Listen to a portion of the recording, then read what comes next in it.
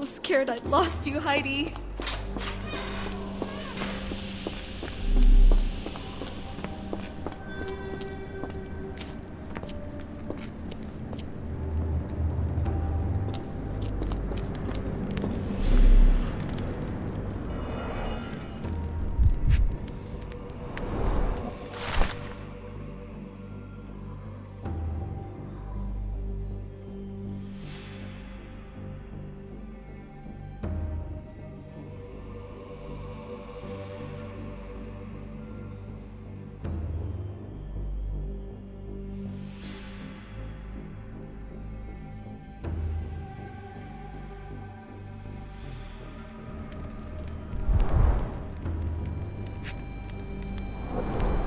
So this is how they kept the prisoners docile and harmless.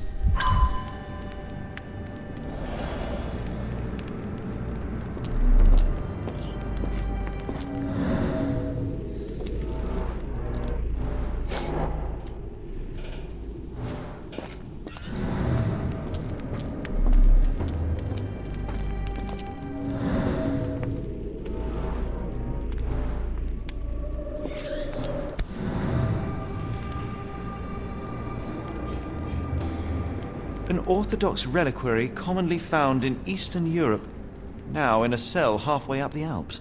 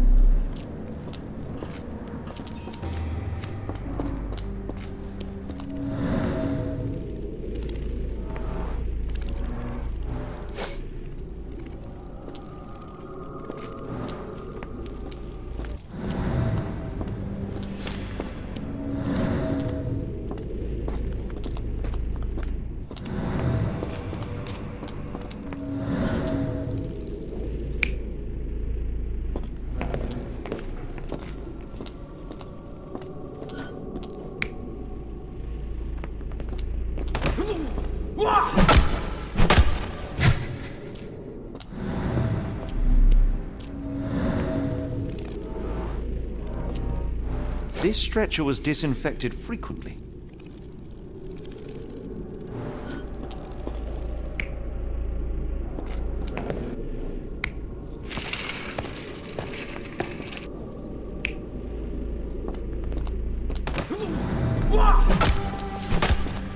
These are the same crates we found in London. I should take a closer look.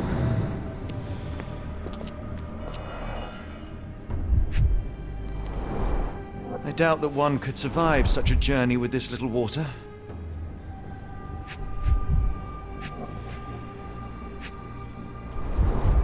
Dirt and sweat. They were locked in here for days, judging by the smell. This is the same design as the one from London.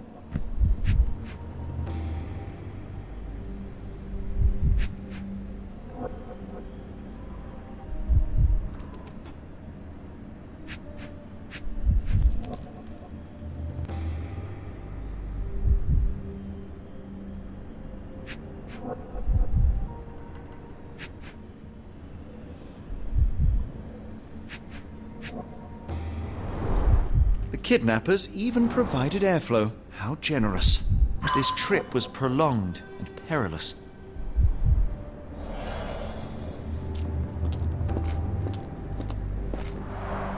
The stamp on this crate confirms it came from America.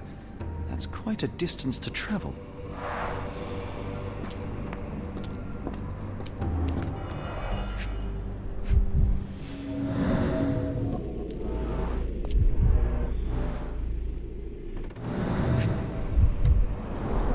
A bottle this sturdy doesn't break by accident.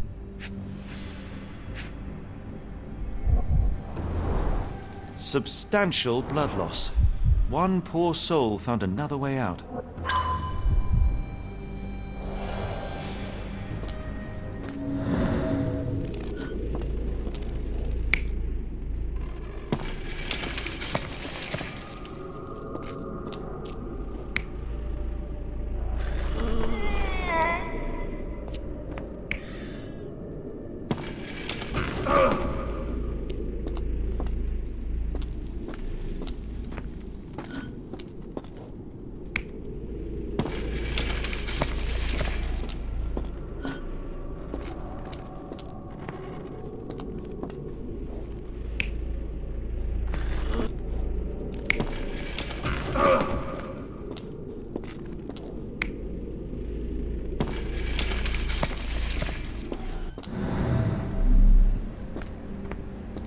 doors can be opened for deliveries.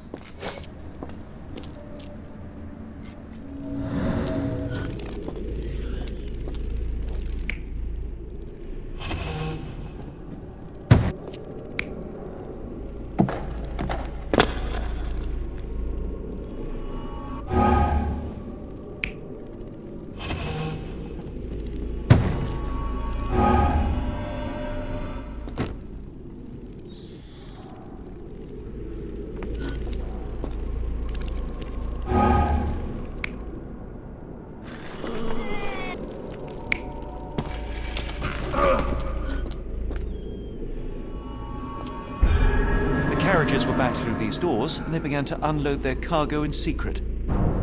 Next, the crates were opened, freeing their passengers. Not everyone survived the journey. The dirty, exhausted, and dehydrated prisoners were then herded into cells. But all the cells are now empty, and I have not located a morgue. Time to find Hell's Door.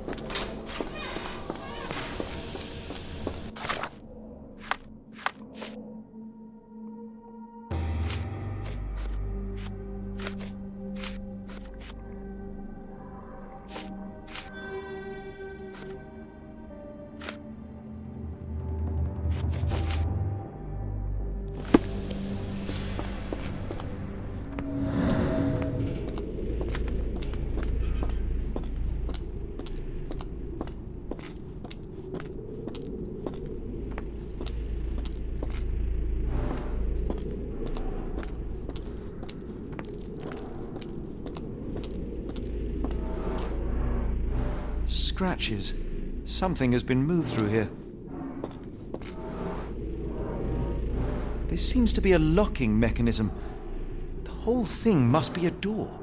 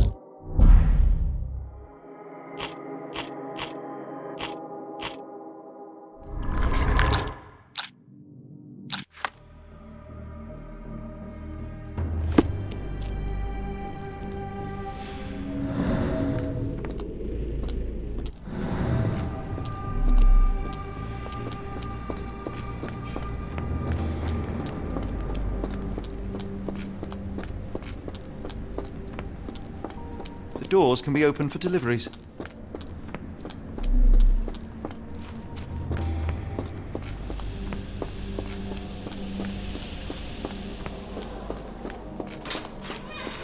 I will make them pay for what they did to Heidi. I found Hell's Door, the one that made the foreigners silent, remember? How do I open it? Gerda, please, I cannot get inside. You have to tell me how to open it. How can you speak to me like nothing's wrong? Can't you hear Heidi crying? Look at her! Look! She's suffering. I can't even hear my thoughts over her screams. Poor Heidi. We will fix you. I promise. We will fix you! Leave it with me, Gerda. You're going to be good at...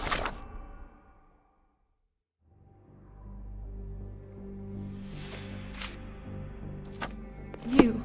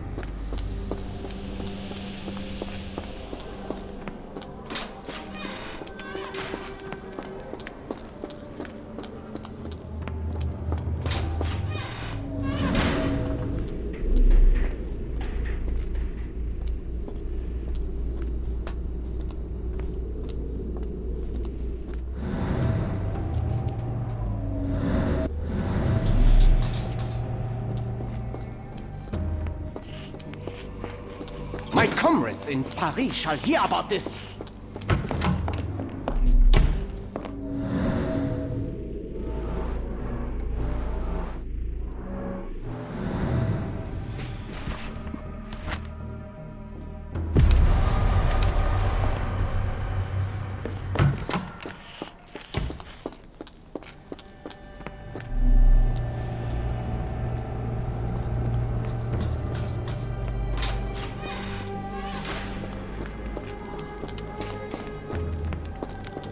Will this help fix your friend?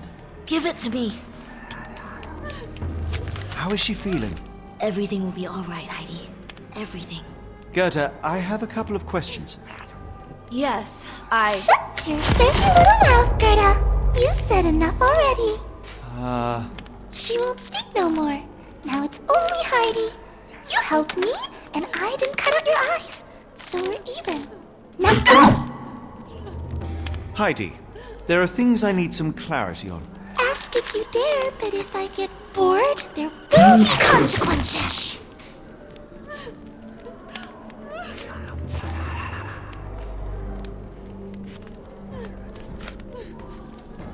I found Hell's Door, but it's locked. Is there a way to get in? Hell's Door? Never heard of it.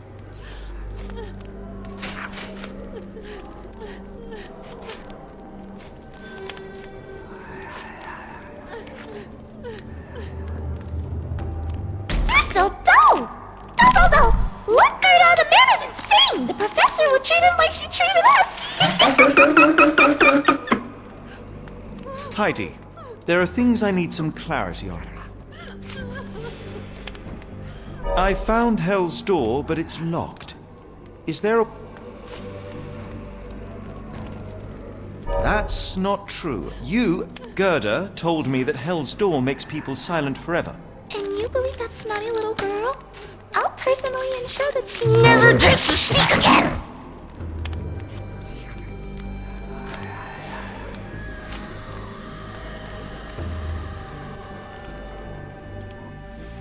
Professor Gygax hurt you repeatedly, scarred your body and mind. You are not protecting Hell's Door. You are simply afraid of the consequences were I to enter. I could tap your teeth out with a hammer until you choked on the blood in bits. You could, but then you would live the rest of your life in fear of Professor Gygax. I can make that feeling go away. How? I can stop it. But the key, Heidi, the key to Hell's Door is critical to stopping Professor Gygax. And I think you know where it is. Tell him! But you said And now I say tell him! the professor. She has a special key. Keeps it close and only brings it down when you people go through. Behind those closed doors, those people start to sing. Oh, they sing in so much pain. Gygax. Of course. Thank you, Gerda. Heidi. I must leave. Leave? You joke. Nobody leaves the Edelweiss. Now you will be with us forever!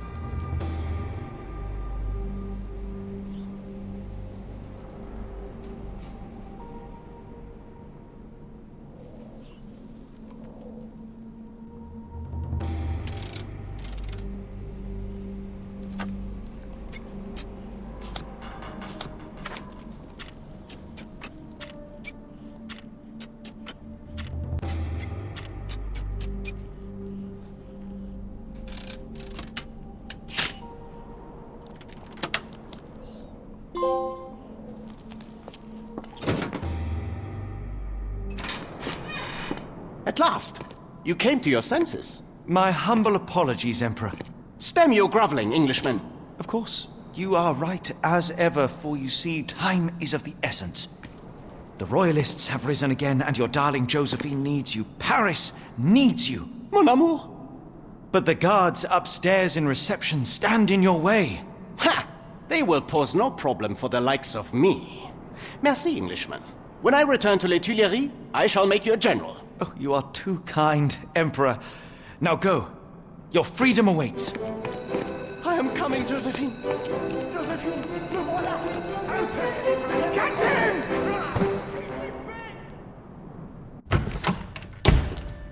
Psst. Watson. Over here. Holmes, what are you doing here, and where did you get that outfit? It is unimportant. I require your assistance. What is happening, Holmes? I need an explanation. It's quite simple. I created a distraction so that I could tell you something important, and in turn, I need you to acquire something important for me. How can you call any of this charade simple? Watson, we can discuss this later. Time is of the utmost importance. The kidnapped people may still be here. This is what I know so far. What? You really found all this on your own? Focus, Watson. I need you to find a key. It will be most unique. All the details are in my notes. Logic dictates that Gygax will keep it near her. Once acquired, you must get it to me. Perhaps the kitchen dumbwaiter could be of use. Holmes, I can't do this. I'm no spy. Yes, you can, Watson. You are unfailingly dependable.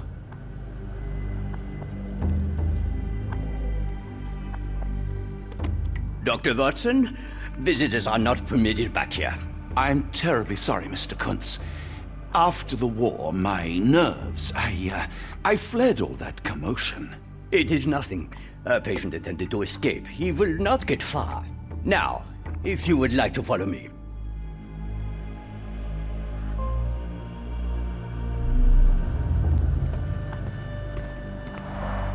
Blood in the water. Someone must have washed their hands here recently. What have we got ourselves into, Holmes? The only reason to hang something this harrowing here would be to create another patient.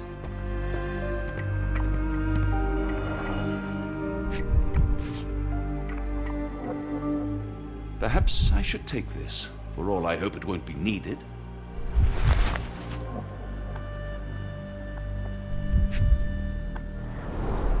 Did a child make these?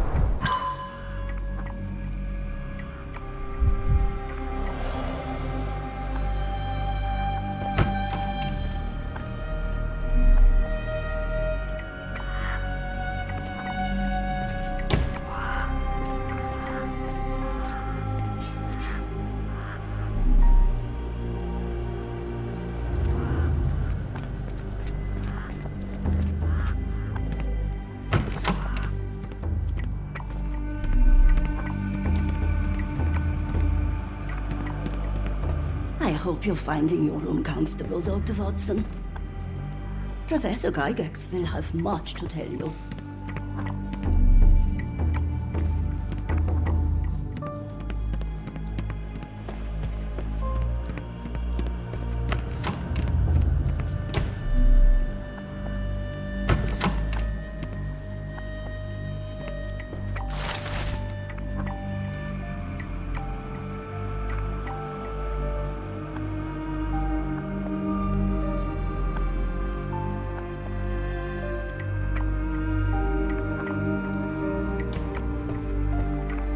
Good Lord, that's a lot of records.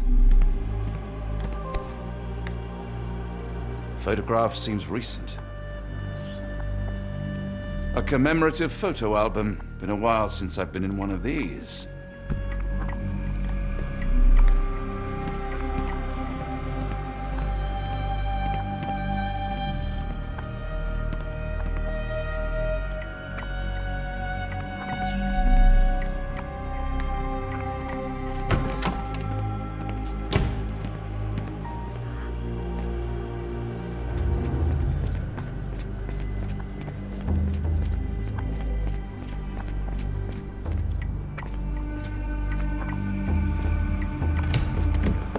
Ah, Dr. Watson. Just the man I wanted to see. Professor, I'm surprised you're not trying to catch that escapee. Please, my time is far too valuable. I hope Nurse Kuntz has been taking good care of you. He has certainly kept me out of trouble. Professor, it is time for your appointment with your next patient, Mr. Wolf. Herr Wolf can wait until tomorrow. I wish to speak with Dr. Watson. As you wish. You still see patients yourself, even as the director of this entire facility? Only the important ones. And yet I rarely get to pick the brain of a man like yourself. I think it is time we got to know each other, no? I'm afraid there's not much to know. I'm just an average chap living a rather prosaic life these days.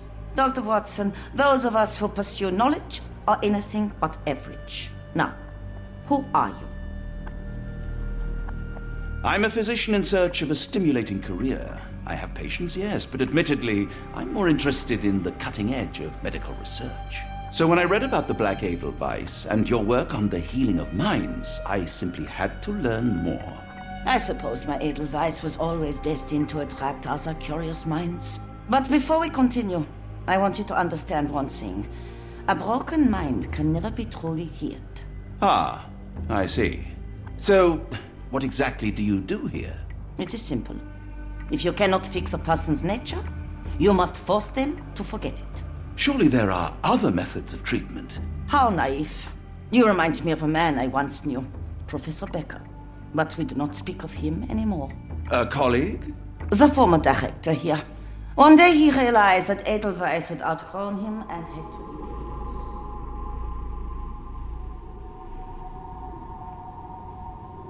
Do you grow weary of me already, Doctor? How rude of me. I was absorbing your wise words, Professor, and must have got distracted. Was my conversation boring you? No, not at all. I merely... No, I understand full well. You're not seeking conversation. What do you mean? It is obvious. Your mind craves truth, but not in this form. You must witness a practical demonstration if you are to learn. I'm certainly intrigued. Would that be possible? Of course, I propose a journey between the jury of the human brain. You will not leave without being truly enlightened. Kuntz, take Dr. Watson back to the courtyard. Then tell the nurses to prepare the operation room and the girl with the doll. Yes, Professor. Our preparations will take a little time. I will come for you soon, Doctor.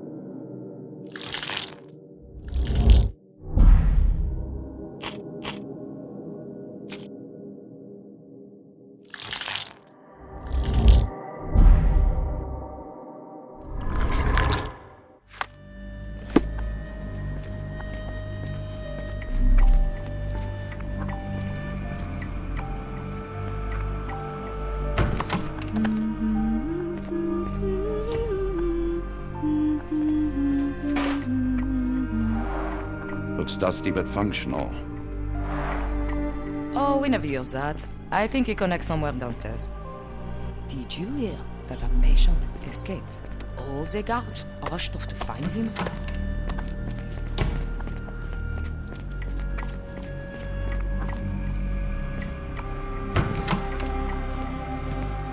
You are Mr. Wolf, am I right? Oh, hello. Who might you be? My name is Dr. John Watson. I wanted to talk with you, if you didn't mind. Ah, doctor. I don't suppose you could help. I seem to have forgotten where I am. We're in the Black Edelweiss, Mr. Wolf. It's an asylum in Switzerland, and you are one of its most important patients. But why am I here? That's what I was about to ask you. I can't remember. Sorry, I can't remember anything. It's all right, you don't need to push. Try to relax. Let the thoughts come and go. Now, what comes to mind? Mr. Wolf? Oh, hello. Who might you be? We just went over this. I'm sorry, but I don't think we've met. We were just discussing this facility, the Black Edelweiss Asylum, and why you are here. That name does sound familiar. Holmes, the things I do for you. Excuse me, who are you? And who's this Holmes fellow? I am Dr. Watson, and Holmes is, well, you could call him my imaginary friend. That's just a little joke, don't mind me. But why am I here, doctor? Am I sick? I'm sure I can take a look.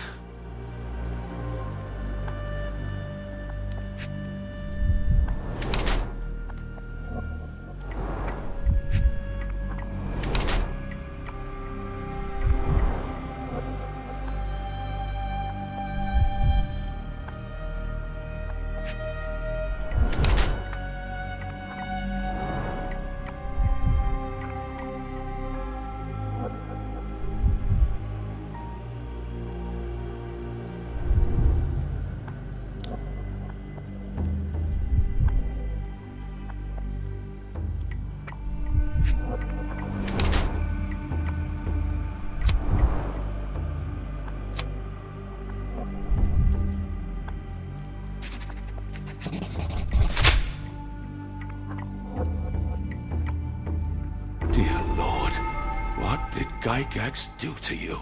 Excuse me? Who are you? Oh, never mind. Excuse me, who are you? I don't know why I keep doing this, expecting something different.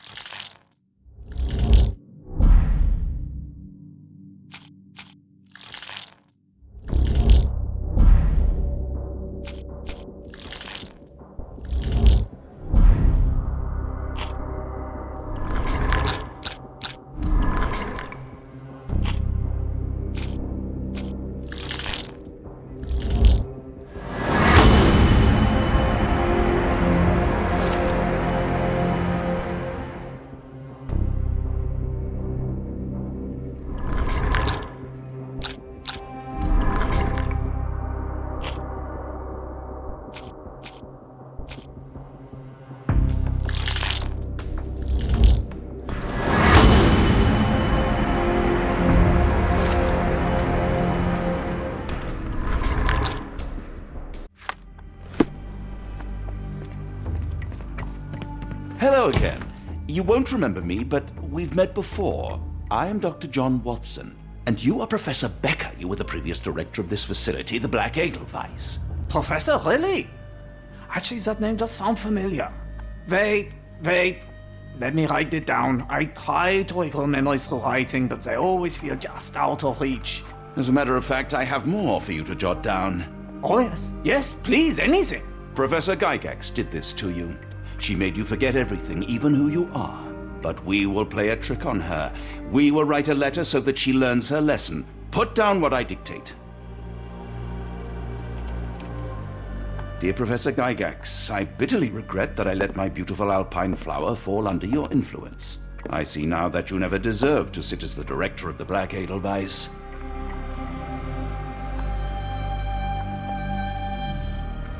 You are not, as you so claimed, the future of the Edelweiss, and you never were.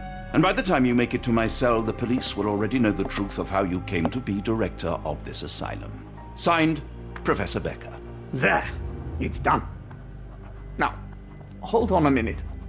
Who are you? My name is John Watson. I'm a doctor from London, a veteran of Afghanistan, and I wish to be a writer, though deep down I fear I lack the talent.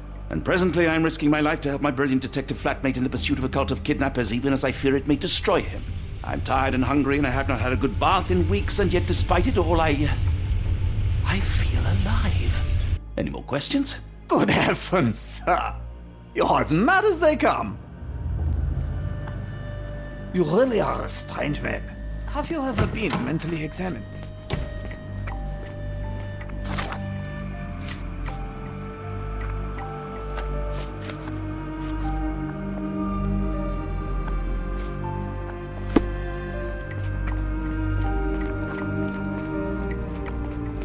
One of the patients asked me to deliver this note. It's for Professor Gygax. Thank you, Doctor. Leave it with me.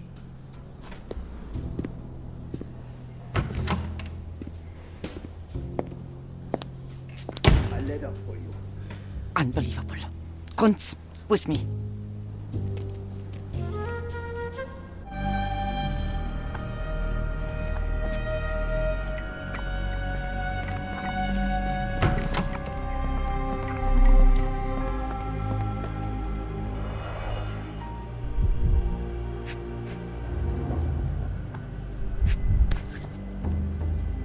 Close, but I don't think this is the key.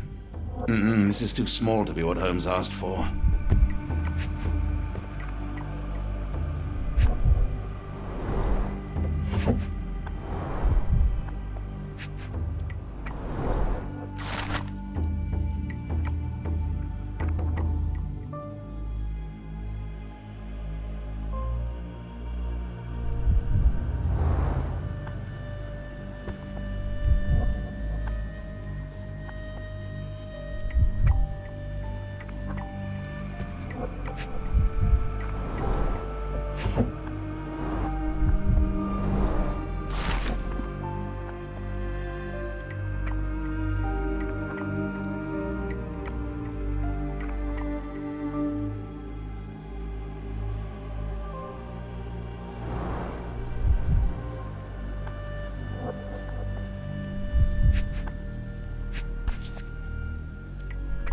An Edelweiss relief about 2 inches in diameter. This must be what Holmes was after.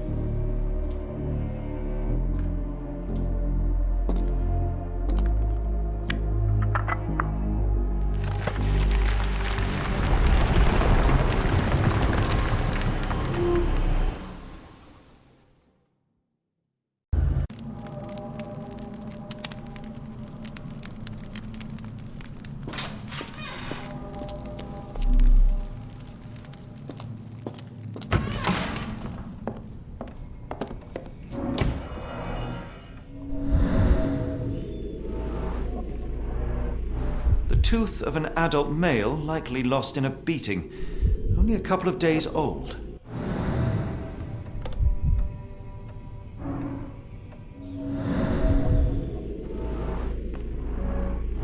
The inside of the cuff is worn. It's been used often.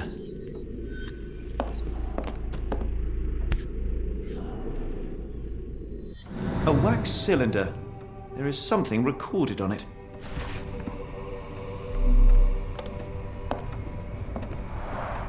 The writing is mostly gone. Phonetic symbols, perhaps.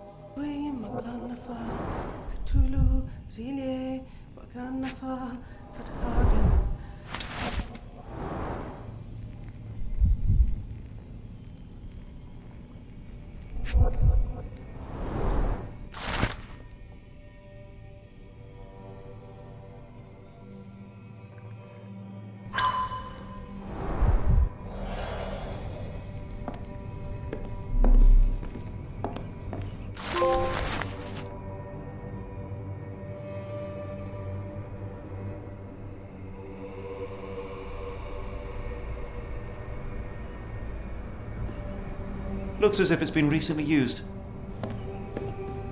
Binglui Maglana Pakatulu, Relie Wagnana Galpatagan. Binglui Maglana Pakatulu, Relie Wagana Galpatagan. Binglui Maglana Pakatulu, Relie Waglana Galpatagan. Binglui Maglana Pakatulu, Relie Wagana Galpatagan. Dynamo machine. Provides electrical stimulation for the person in the chair.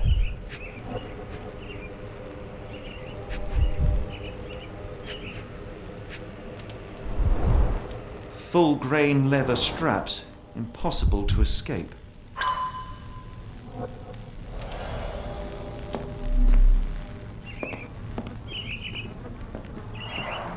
A very professional brain dissection.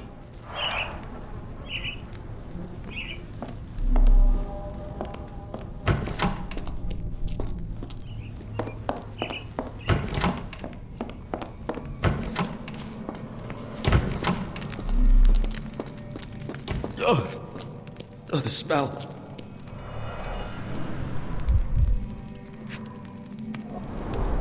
Judging by the remnants of blood and flesh, these instruments were used for dismemberment. Dear God, is that body parts? Utterly inhuman.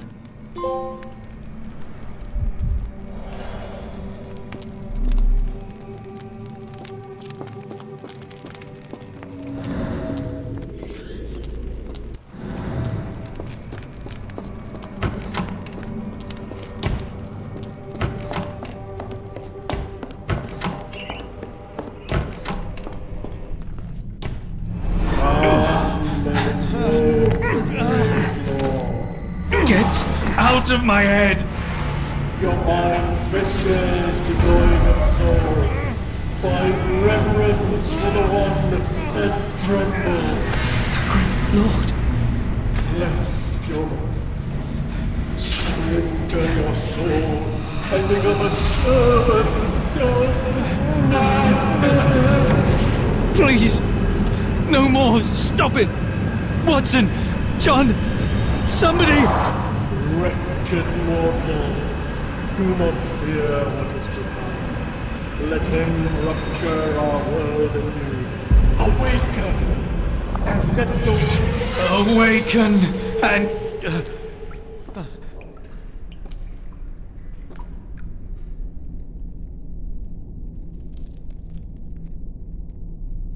The light of the abyss is the light from the abyss. Get out of my head.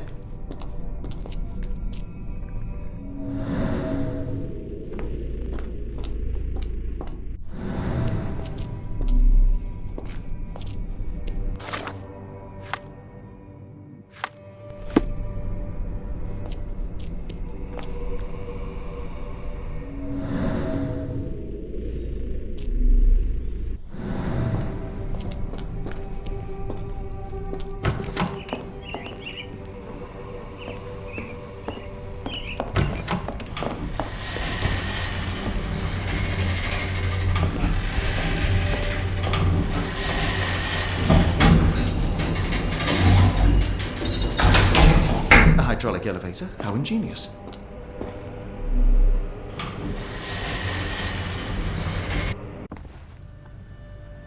Watson? Holmes? What are you still doing here? Still? I was trying to find more information. Did you think I was just going to sit in my room twiddling my thumbs? I only asked you to find the key. I had everything else under control. Says the man who looks like he saw a ghost. I'm fine, Watson. You're hardly fine. You reek of congealed blood and chemicals. What did you see down there? Never mind me. Where's Gygax? I'm afraid she's over there. I found her like that when I entered, on my word. What? She was our biggest lead. Yet another wrinkle in our investigation. What do we do now, Holmes? Hush. Let me think.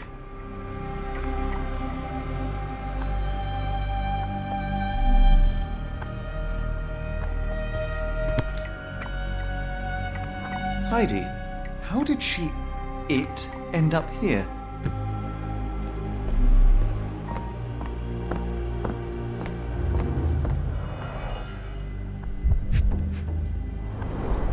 The pencil is buried deep all the way to the brain. Instant death. No traces of blood on her clothes. Must have got on her white overcoat. The patients here wear the same robes. We'd better inform the local police about this. You're right, Watson. But first, we need to determine where our case goes next.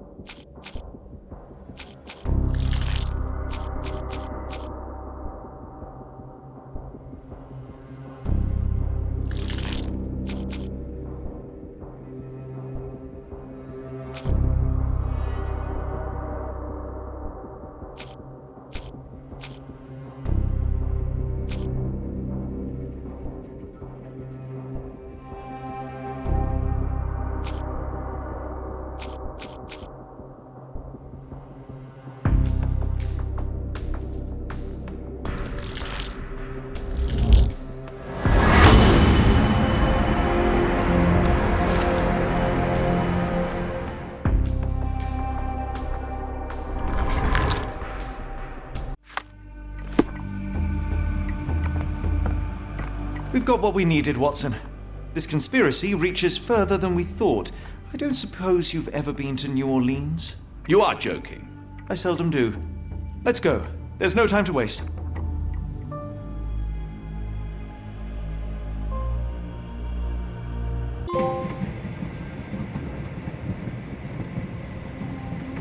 There's There's nothing in this world that cannot be explained with logic and reason.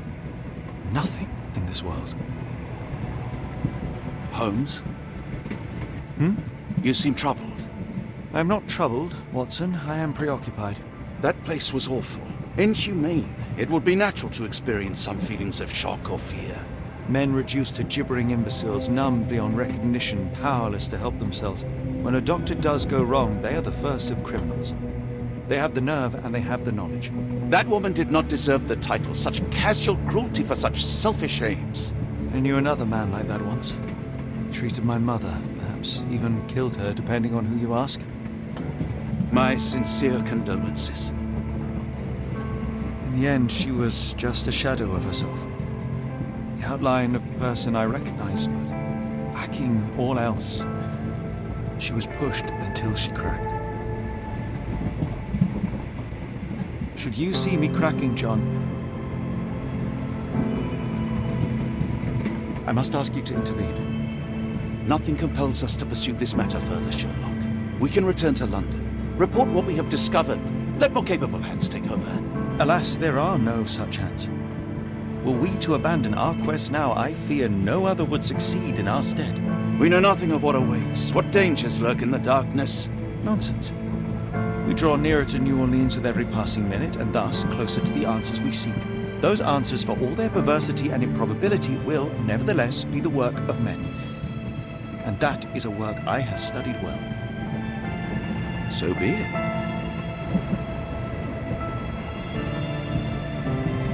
I know you to be a diligent author, but if I may make one request. Kindly omit my mother and her suffering from your tale. Of course. Thank you, John.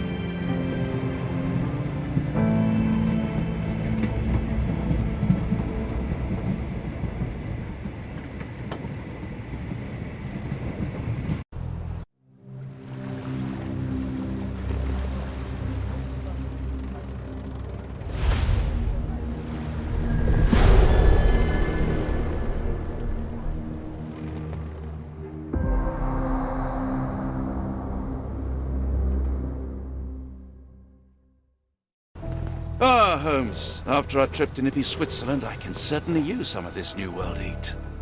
Do not get carried away, Watson. What we could certainly use are answers to my questions. I know, but you look exhausted. Why didn't we find the hotel first? We shall rest when our investigation is over, and not a moment sooner. I shall ask you to handle our bags while I search for the bank. As you wish. Oi! Stop it, you! Our luggage! Good Lord, what have you done? That's my stuff. I'm sorry, mister. It was an accident.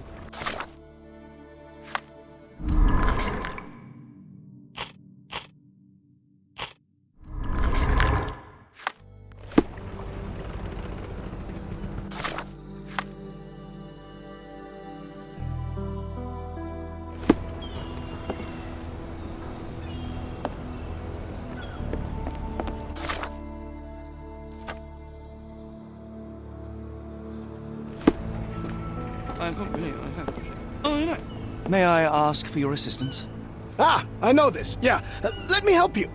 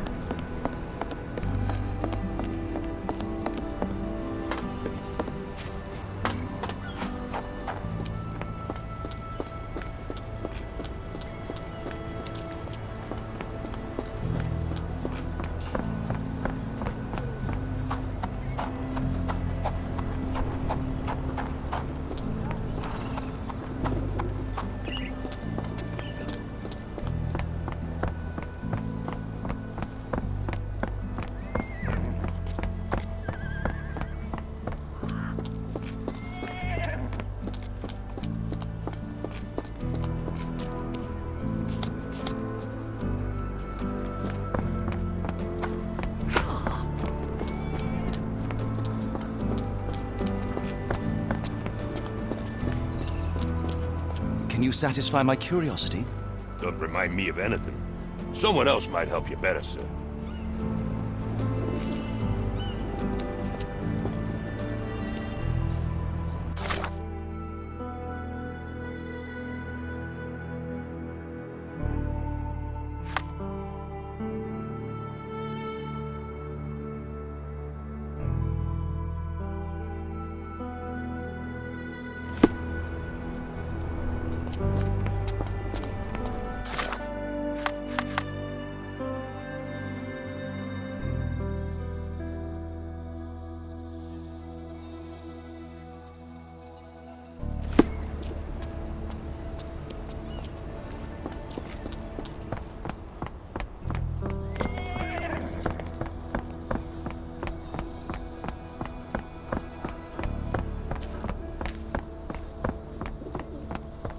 Mr. Frank Barnaby, right? Auction's about to start.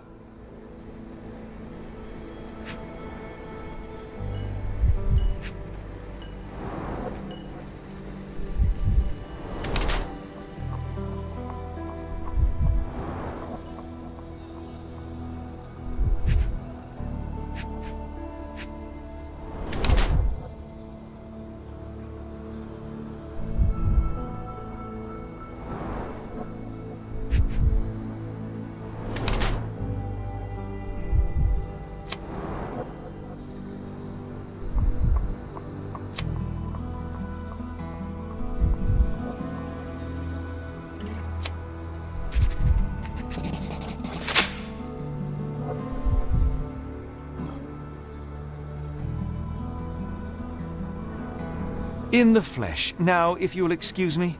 Well, hold up. Written invitation first. Can I present another piece of identification? Nope. That's why we send the invitation.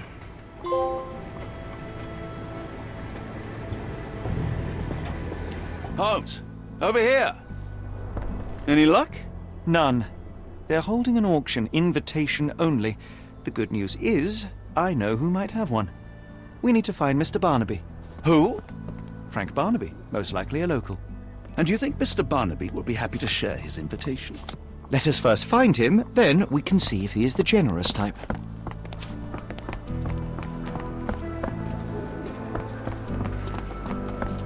How marvelous, Holmes. Are you able to a help city me? within a city. I've heard about that. Indeed. Let me tell you. Those lanterns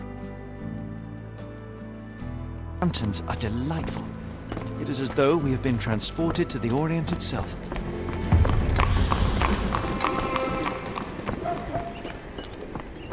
Yeah, I did.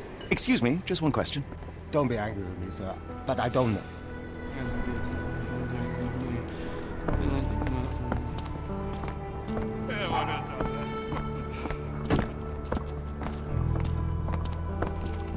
Locked. No one's here. Rather unassuming for a jewelry store. Damn, he at it again. Barnaby still owes you. If he can't pay in greenbacks, he'll pay in blood.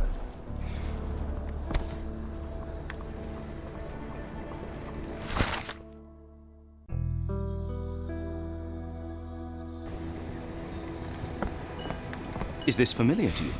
I'm bone tired, but yeah, I'll help you.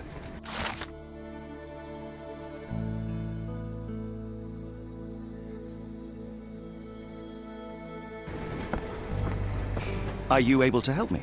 Don't be angry with me, sir, but I don't know.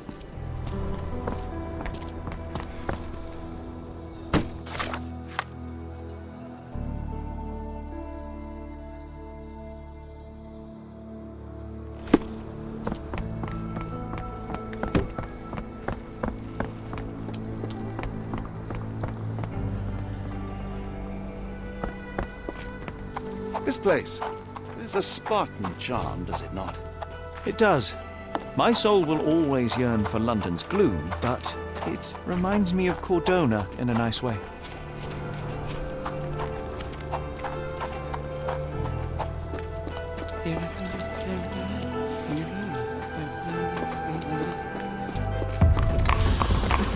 Barnaby, unconscious but with his eyes open.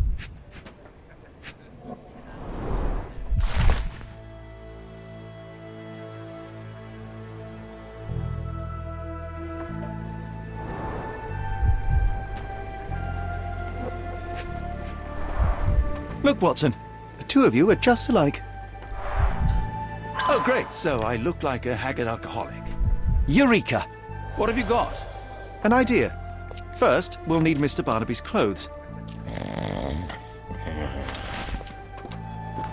Holmes. Watson, time is of the essence. You will go to the bank, not as yourself, but as Frank Barnaby. Holmes, we look nothing alike. The hat and coat will do the heavy lifting. Just stay cool, play the part, and no one will notice the difference. Trust me. Holmes, must we really indulge in this farce? It worked in Switzerland, didn't it? Sure, if you redefine the word worked.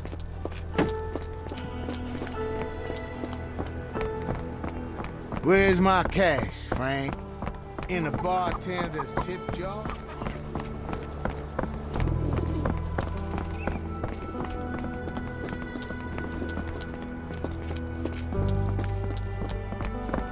Where's the money, Barnaby? I'll wait here so as not to arouse suspicion. Mr. Barnaby. Right you are. Shop owner. Right. Your invitation, sir? Here you go. You okay, sir? Seem to have the jumps. I'm in a rush. Come on in.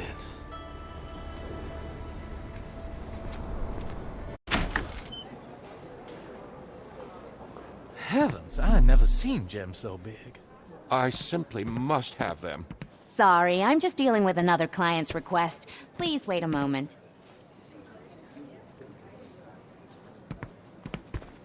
May I ask you something? You better ask someone else about that.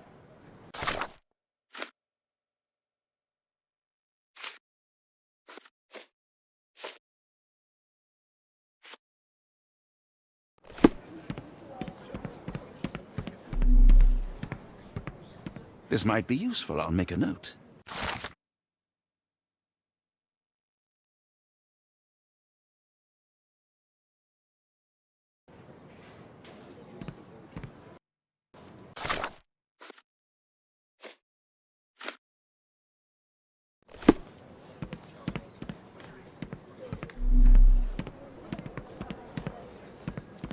Do you know anything about this?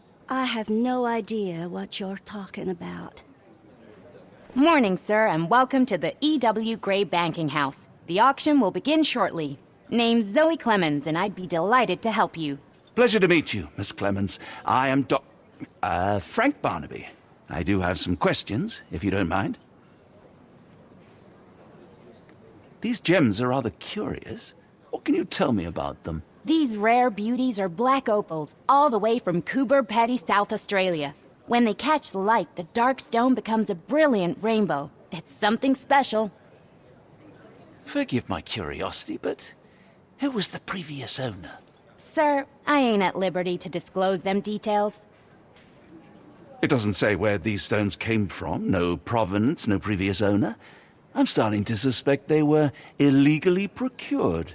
What? We would never. I can assure you these gems were bought from one of New Orleans' most upstanding citizens, a philanthropist no less. If you would like to know more, I could get my manager. You old dog, Barnaby. Didn't think you'd sober up for the auction. An hour ago, you were 3 sheets to the wind. Oh, you know, I hold my liquor better than most. And the auction was an important business opportunity. An important business opportunity. Ha! What have you done with the real Barnaby? Well, maybe I'm drunker than I thought, mister. Mister? What's wrong, Frank? You're looking pale. Don't you recognize your old pal, Grub?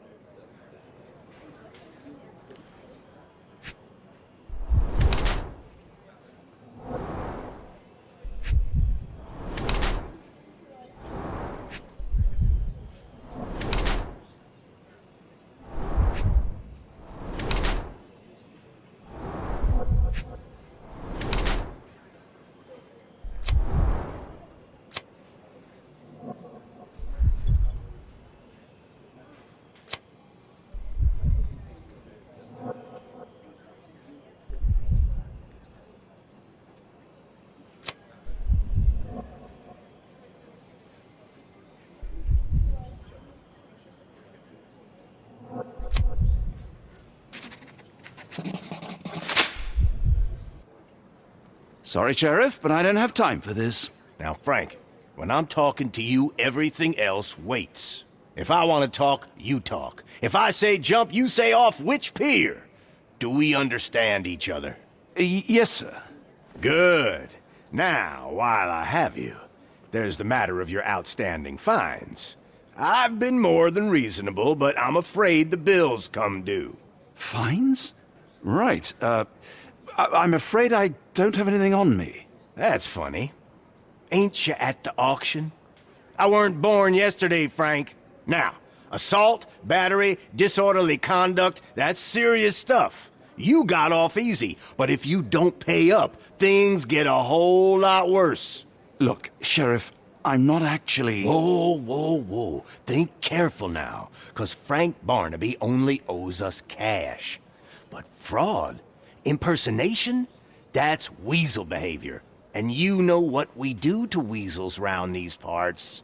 Feed 'em to the gators.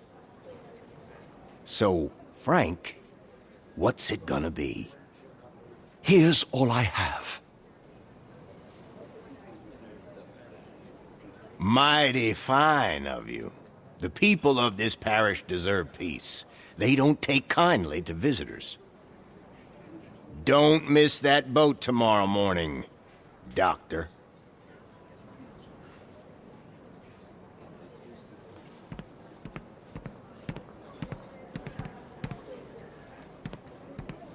Can you satisfy my curiosity? You better ask someone else about that.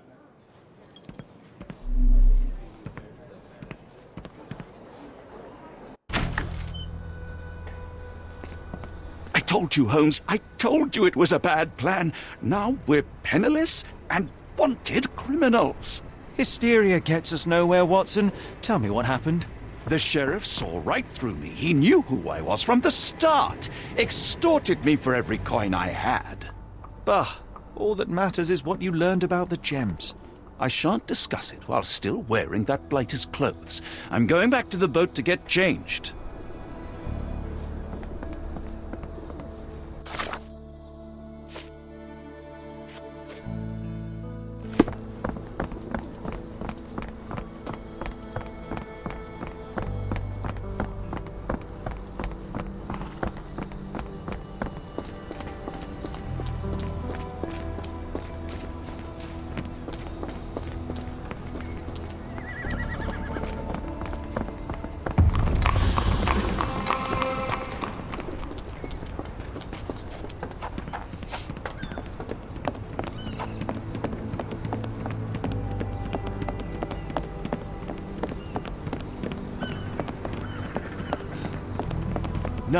No! Was that your luggage again? I don't understand. We just got it back in order. You know, I think the look actually compliments you. Why bother changing it? Oh, bollocks, now our clothes are in the bloomin' water.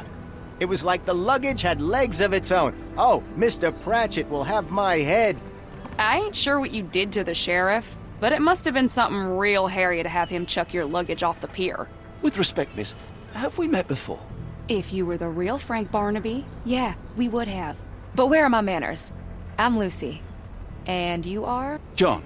I didn't mean to be rude. I've just had a difficult day, miss. Well, it's barely noon. And you've already made an enemy in Sheriff Grubb. The man starves his gators just in case someone crosses him. John who? Watson. Well, Johnny, if you plan on sticking around, you better change that suit, or Frank's reputation will catch up with you. And then you'll be a John Doe. Alas, I think one of those gators is currently devouring my spare clothes. You've got yourself in a fine pickle. All right, come on board the Nymph of Louisiana, and I'll sort you something to wear. The nymph? Is that what it sounds like? Why are you helping me? Well, let's just say you ain't the only one who's had run-ins with the sheriff. Way I see it, this city deserves better. Now quit your stalling and head on over to the Nymph. I'll be in room 6. This Mr. Barnaby is proving rather useful. Perhaps you're not so different after all. One more word, Holmes, and I'll hand you over to the sheriff. Sorry, was that John talking or Frank? Oh, go annoy someone else while I visit the nymph.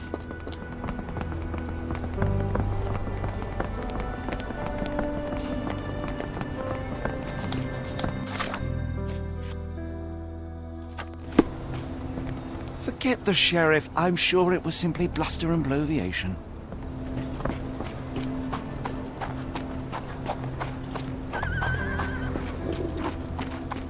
Help me, please.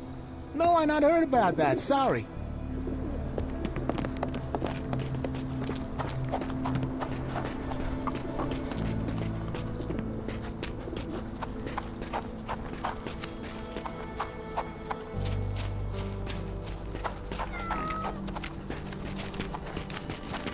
Excuse me, just one question. I'd tell you if I knew, but unfortunately, I don't.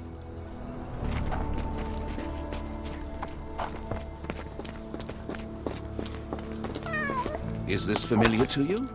You better ask someone else about that.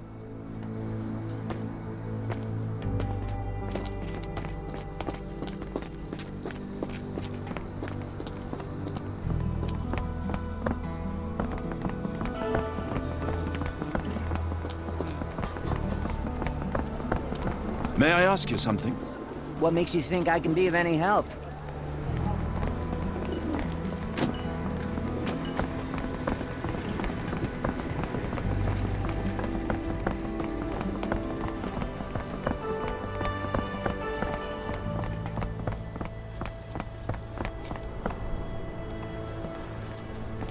Excuse me, just one question. No, I've not heard about that. Sorry. Ow!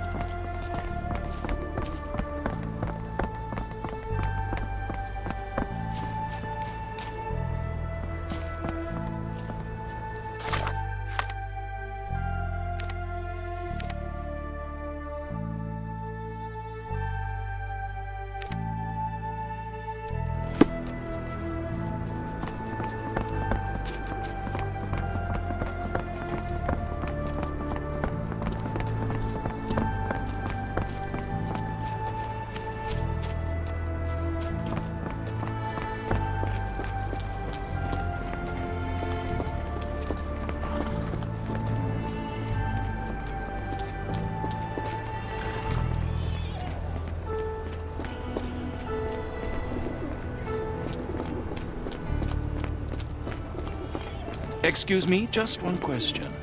Yeah, don't be angry with me, sir, but I don't know.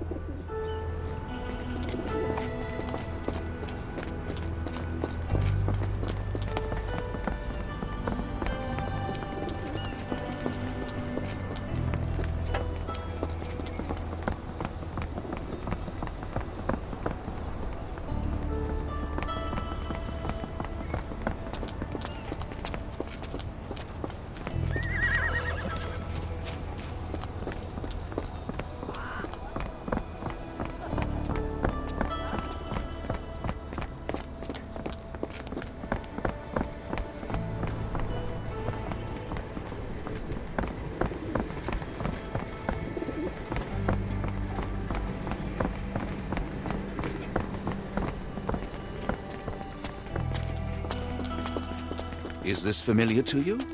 No, first I've heard of it.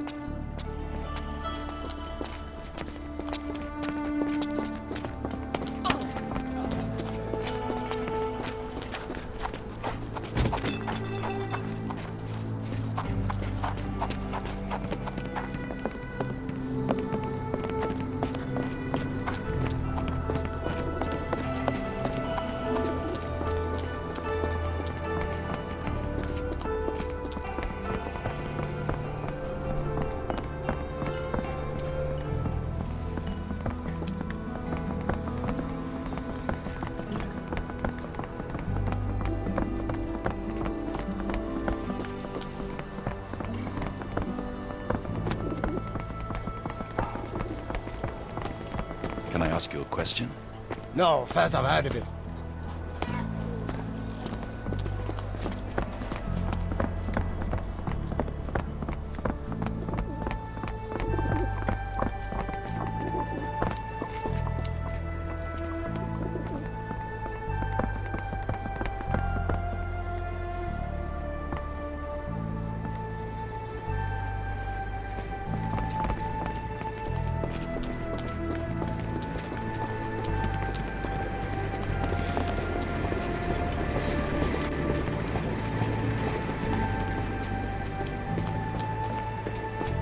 May I ask for your assistance?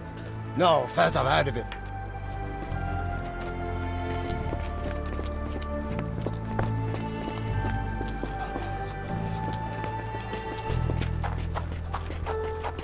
Are you able to help me?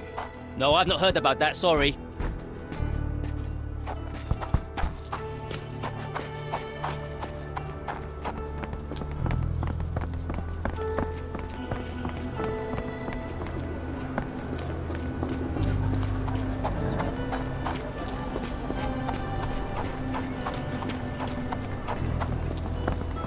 Can you satisfy my curiosity? Sorry, mister, I can't help you.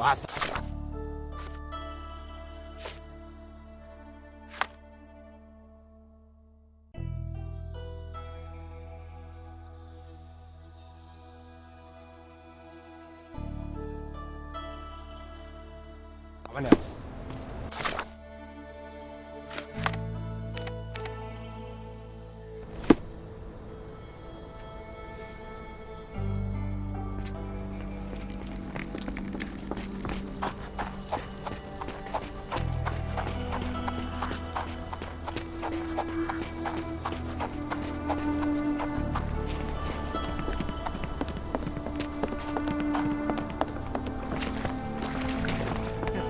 Do you know anything about this? Don't remind me of anything. Someone else might help you better, sir.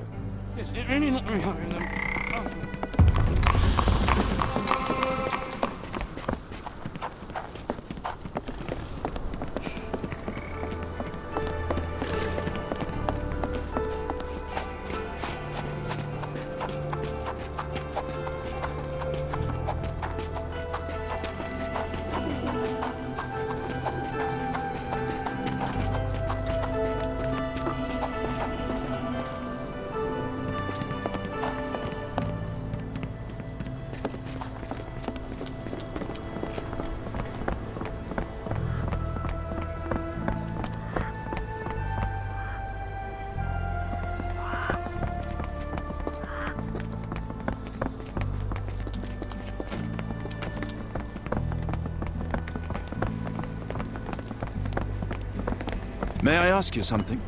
No, never hurt nothing.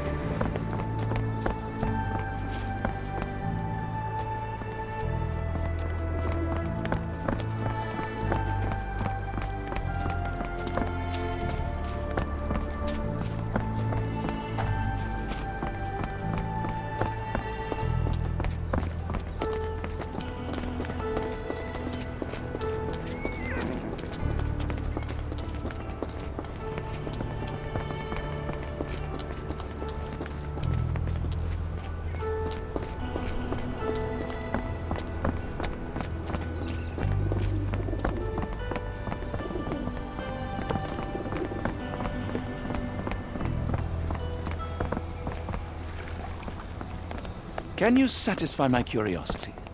I don't wish to be rude, but I don't have a clue about this.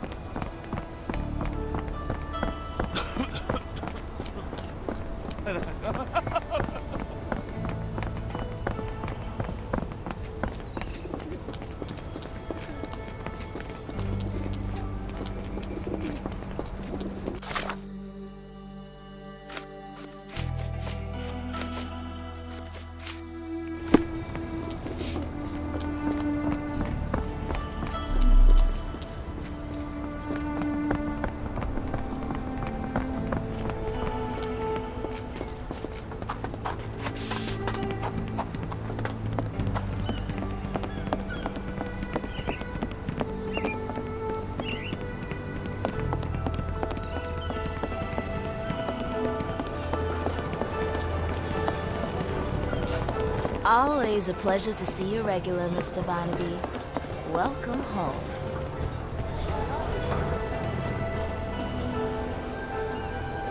Well, look at you. All dressed up with nowhere to go.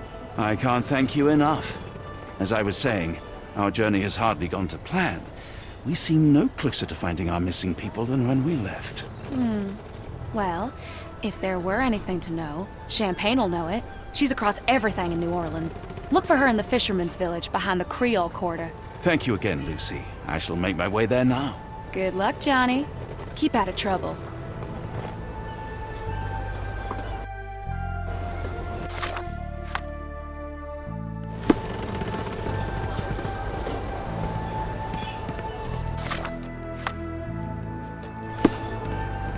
Ah, forgive me, Watson. The difference is plain as day. What a remarkable transformation from Barnaby. If we're critiquing wardrobes, Holmes, maybe you can explain why you used to roll just one sleeve up. Did you get bored halfway through?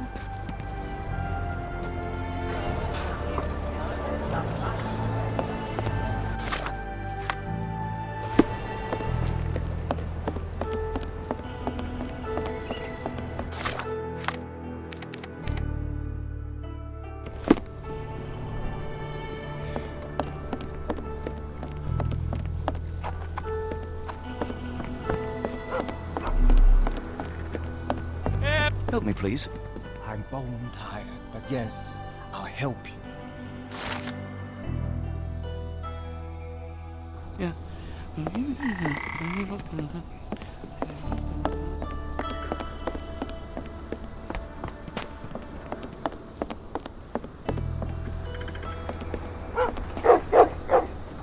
Tocqueville? Lafayette! Hush now. No offense, Sheriff. Them two don't take kindly to gents, especially foreigners. How can Champagne help you? Trip to the bayou? Feeding a huge crocodile? Some other time, perhaps. Word has it you know everything that goes on round these parts. Maybe, maybe not. What you want to know? The bank in town recently purchased a valuable collection of gemstones from a wealthy man. What do you know of it? Sure. I hear everything. This time I tell you for free. Next time, you pay. Thank you. May have been 1-2 weeks ago. Rich man's butler sold him some black opals. And this rich man is? Don't know his name, only that he from the French Quarter. Folk back in town could take you there. That's all I know. You need a boat? I hire him out for dollars. Or a bottle of you-know-what. Thank you for the offer and the help.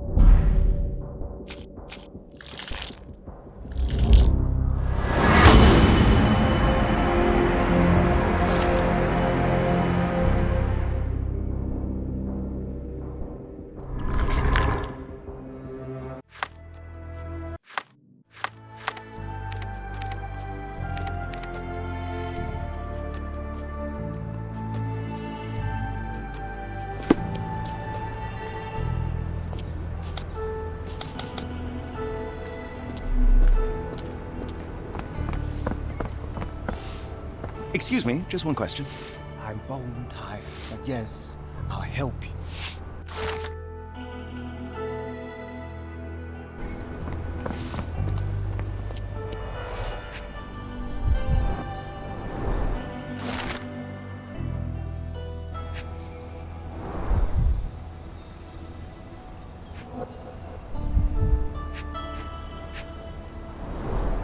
More people missing here, too. Our ship leaves tomorrow morning. No room for sightseeing then.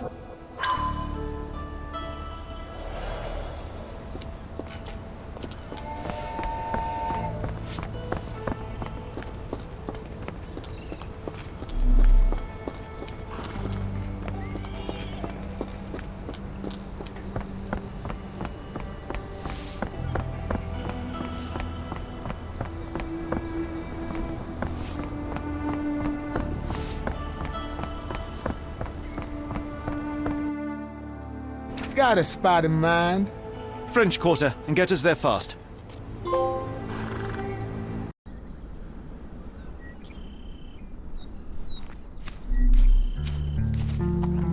know, Watson, opulent mansions and stifling heat remind me of my time in the Mediterranean. Corona does sound rather magical. Do you think you shall ever return? I don't know. That place was home to some of my greatest memories and some of my lowest moments.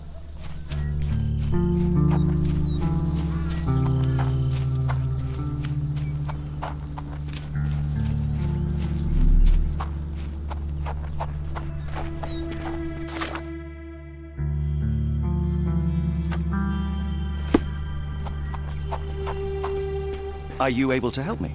I'm bone tired, but yeah, I'll help you.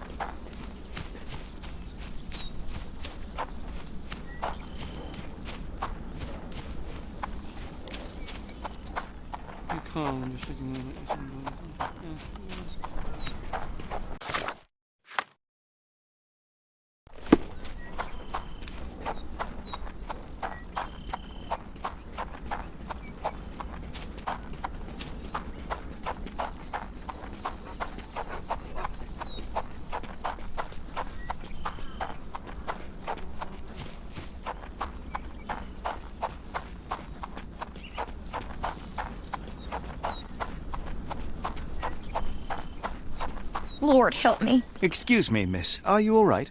What is your name? Eula, sir. Waiting for someone, Eula? Yes, sir. My brother Davy. He works for Mr. Arneson in that mansion yonder. Been 5 days now since I last heard from him. Come now, why all the tears? Something happened to Davy.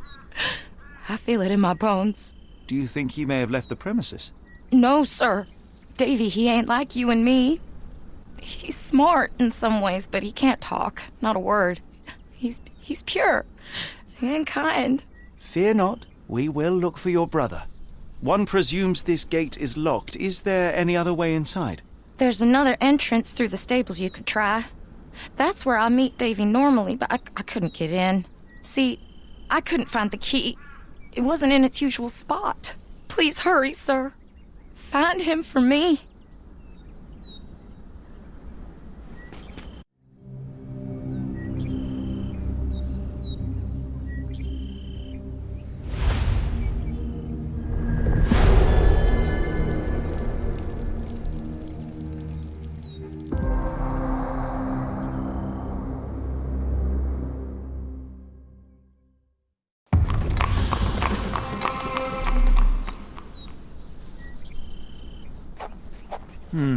No way in.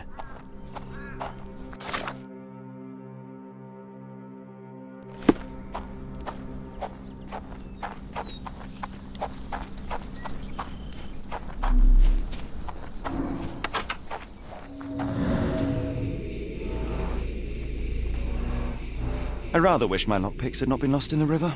Along with all our clothes, books, tea.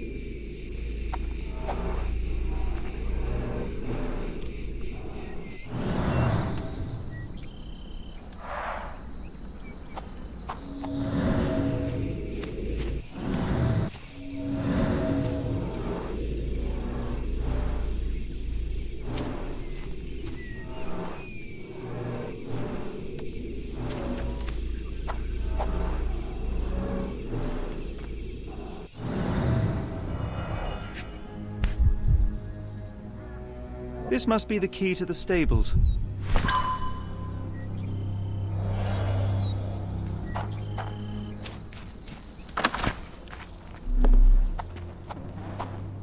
Poor animal has been suffering for days.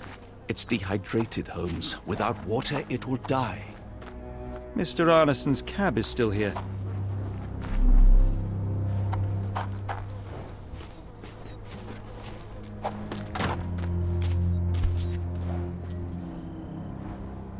cayenne pepper.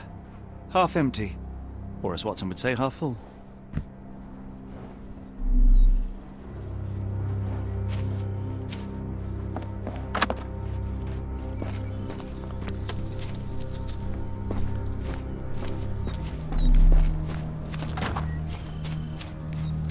This might be useful.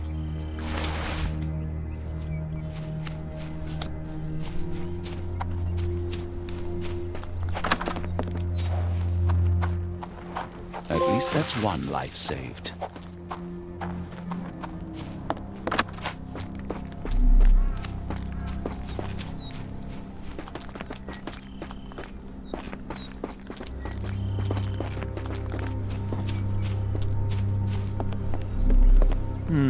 No way in.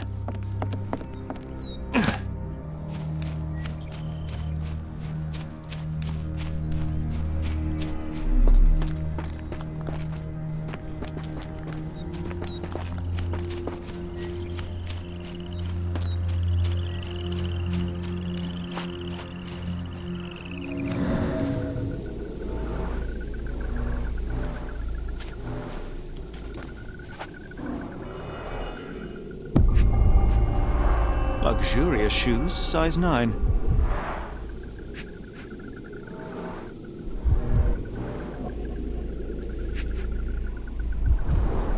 These fingers were severed with a single clean stroke, but I don't see the thumb or middle finger. Look, Watson, animal prints. I wonder what kind. Boots, size 10.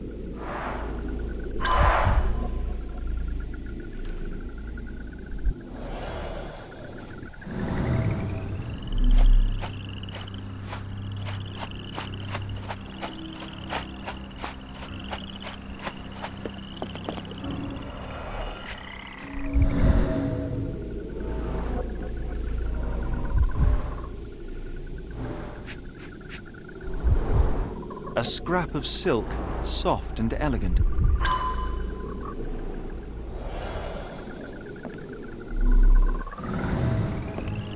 No sign of a boat.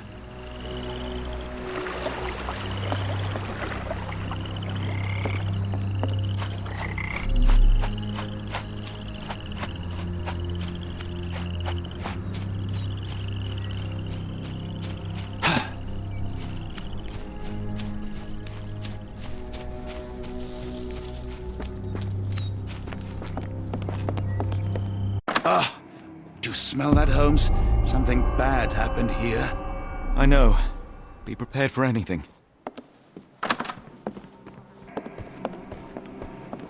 Watson, would you please lend me your medical expertise? I'll do my best.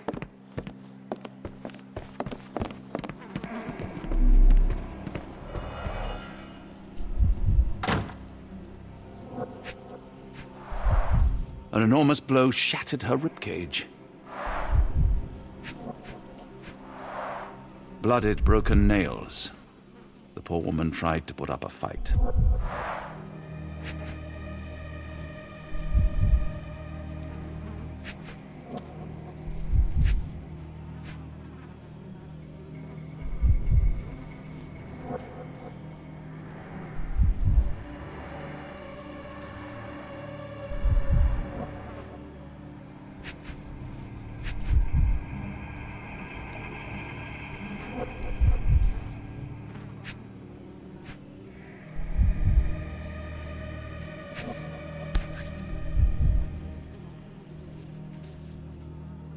Extremely sharp and deadly.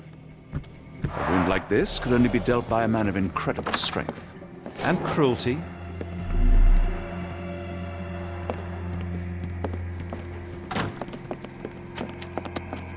Why does it look so familiar?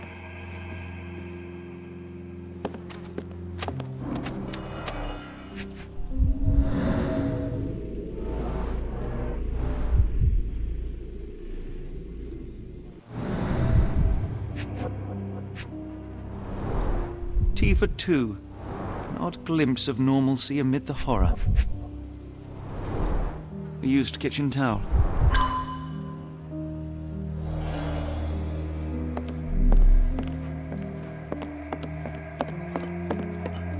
I will need your help one more time, Doctor.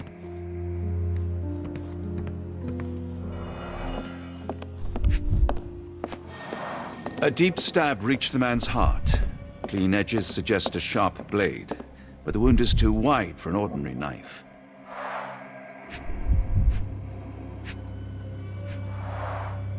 His corneas are already clouded.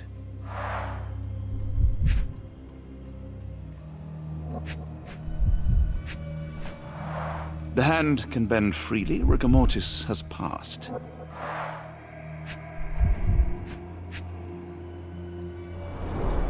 Hay on his trousers suggests a gardener or groom.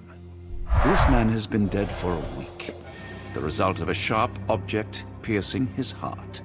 You are mostly right, but I would bet he died 5 days ago. Heat and humidity will have accelerated the decomposition. Mr. Arneson with his prey.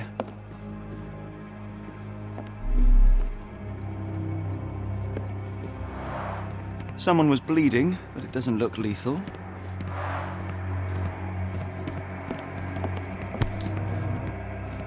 The bent end of this candlestick has blood on it.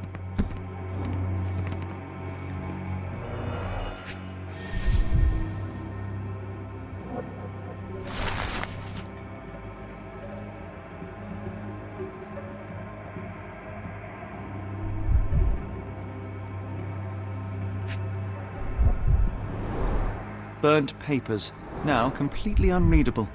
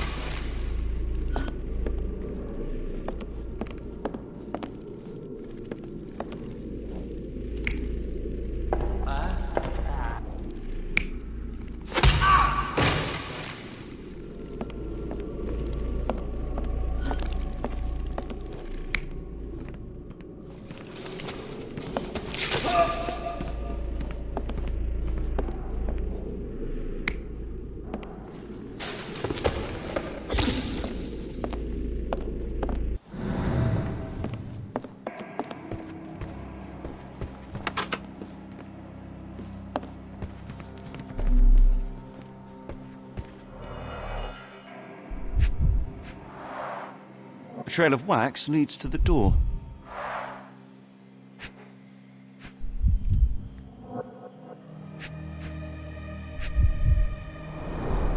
The candle was burning when it fell.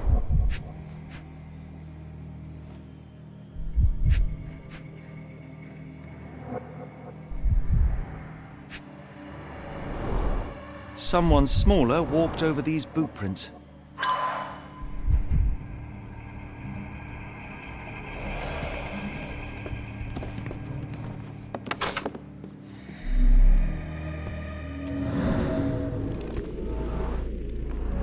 A few drops of blood, but not from a mortal wound.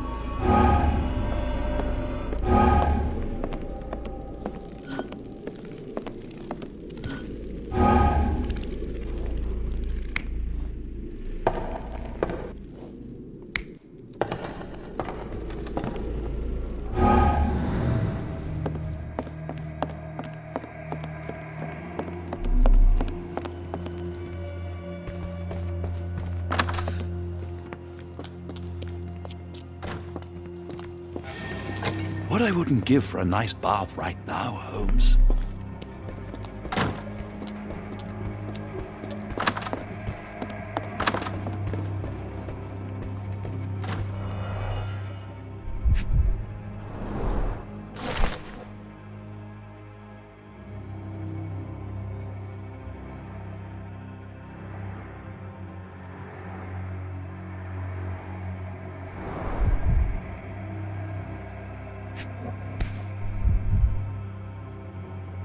A dull book about local geology. Even I'd struggle.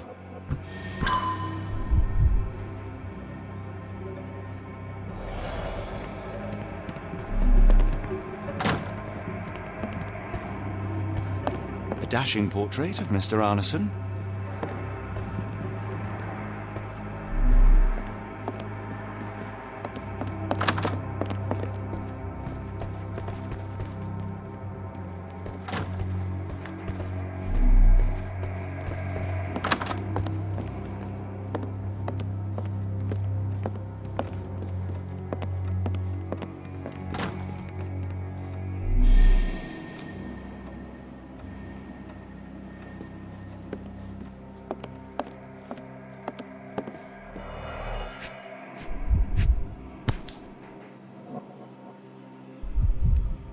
Fauna of Louisiana. Full of things that bite, no doubt.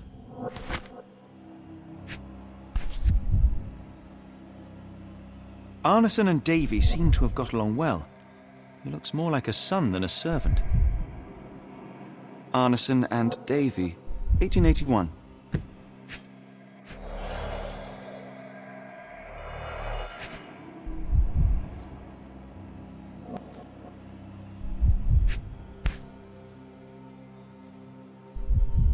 New Pied Piper. Foreigners missing in New Orleans.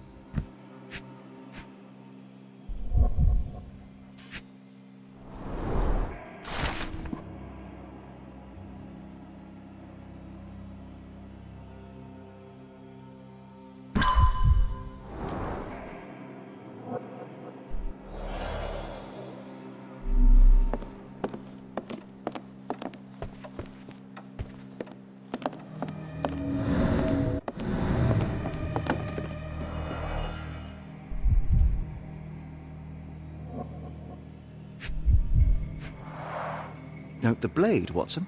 A curved dagger, probably of Persian or Indian origin. 9 or 10 inches, I'd say.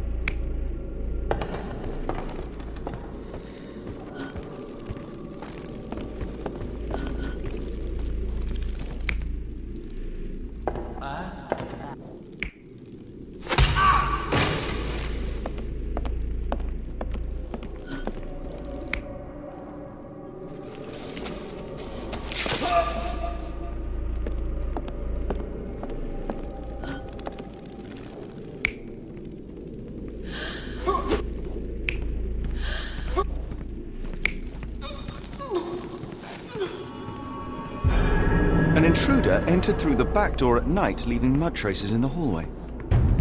Without being noticed, they picked up a candlestick and struck the man in the chair from behind. In the kitchen, 2 people were drinking tea, the workman and cook. They were startled by the noise of a falling body and went to investigate the parlor. The workman tried to subdue the intruder but was stabbed by the attacker's knife. Judging by the wound, it was a curved blade. The cook panicked and fled back to the kitchen. The intruder followed, but since their blade was stuck in the workman, they used the meat cleaver on the table to kill her. Someone smaller arrived and discovered the carnage. They dropped the candlestick in horror and ran for safety to a room down the hallway. Meanwhile, the intruder returned to his first victim and dragged their stunned body away from the fireplace and out into the garden.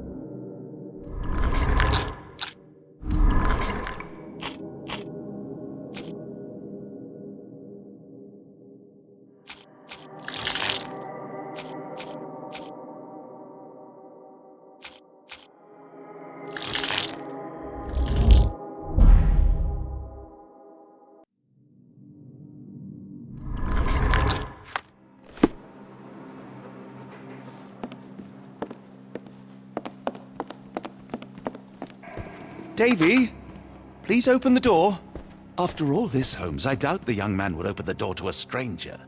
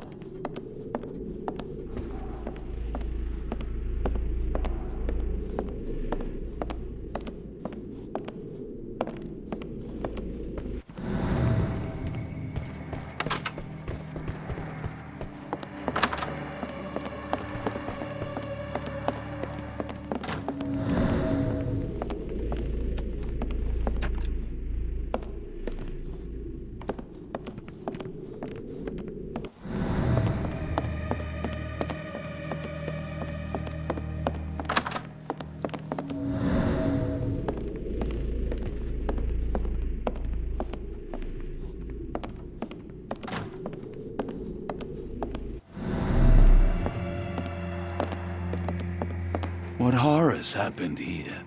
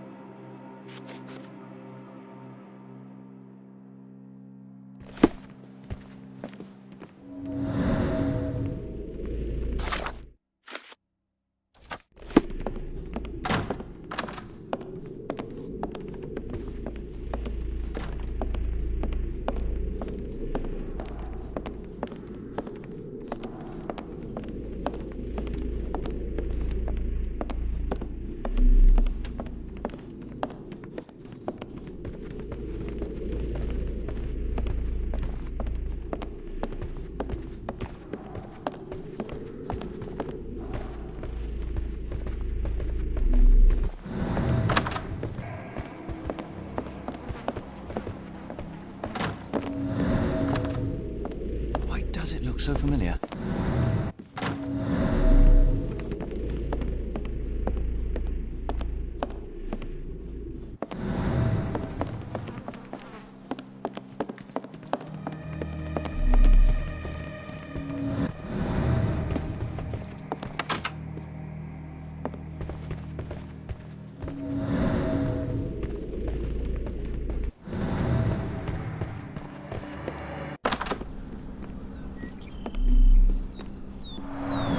There's blood here.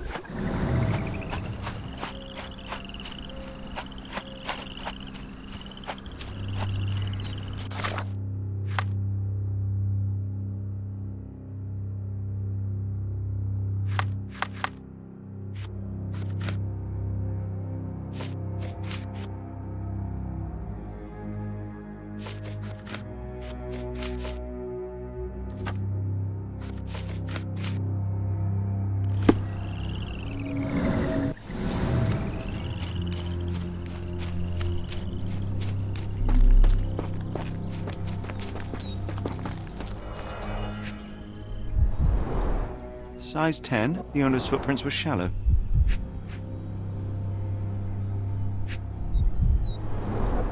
Size 10, the heels were sinking into the ground. Look here, Doctor. 2 sets of footprints left by the same person, yet they vary in depth. What do you conclude? Perhaps they arrived empty-handed, but left carrying something heavy. Precisely. We'll make a detective of you yet, Watson.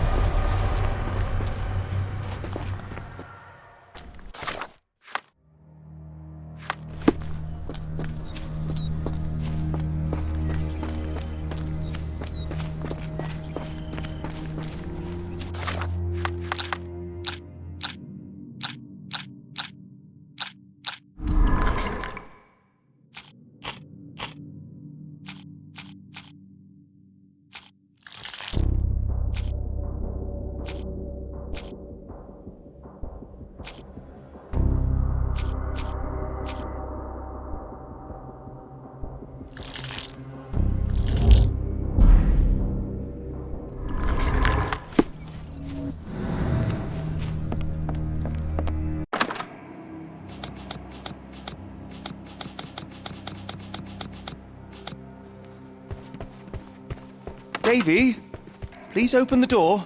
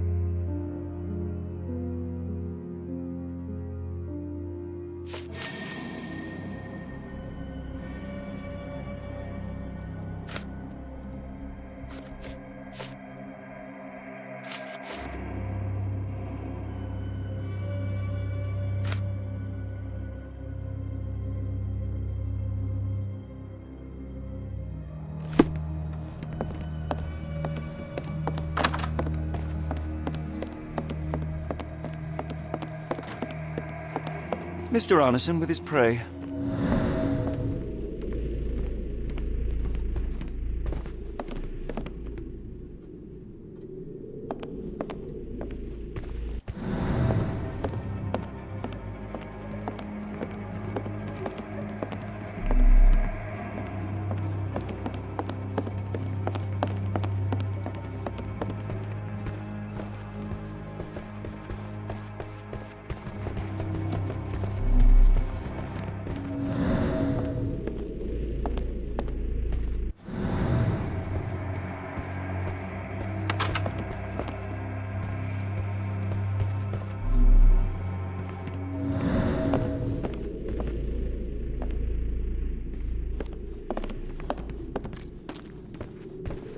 Davy, please open the door.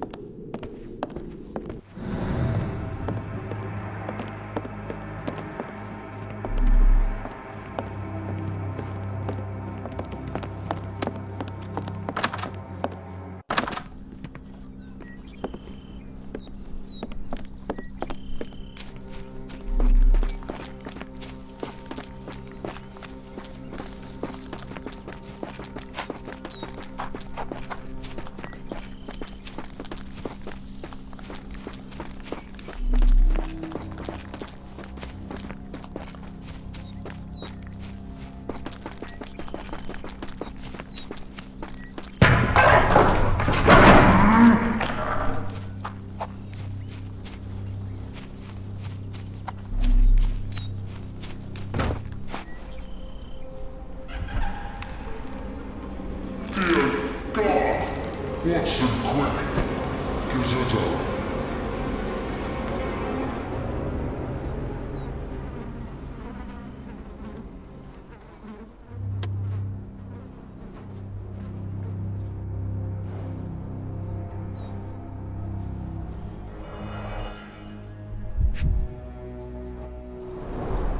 Ligature marks on her neck. There'll be a bruise, but she should be okay.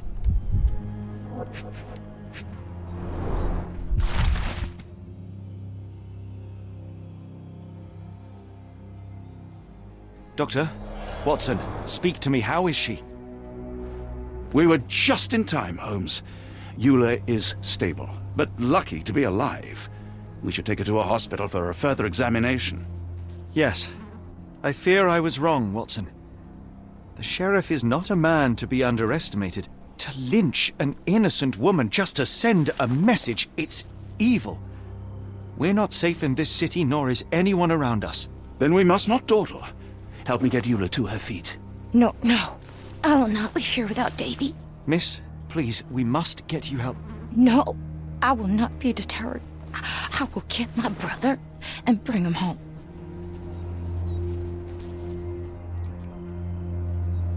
If my deductions are correct, Davy lies behind this door. He ought to be unhurt, but is no doubt shaken. Davy, you there? Davy, we understand what you witnessed before. It's safe now. You're safe. Please, let us in. Your sister wants to see you. Everything will be all right, I promise. Yeah, them gentlemen speak the truth. Just open the door. Big sister's here for you. Davy, oh, come here, you. Thanks, sirs. Lord bless your souls. Let me examine him, miss. I want to make sure he is unharmed. Remember, he may be mute, but he still understands you.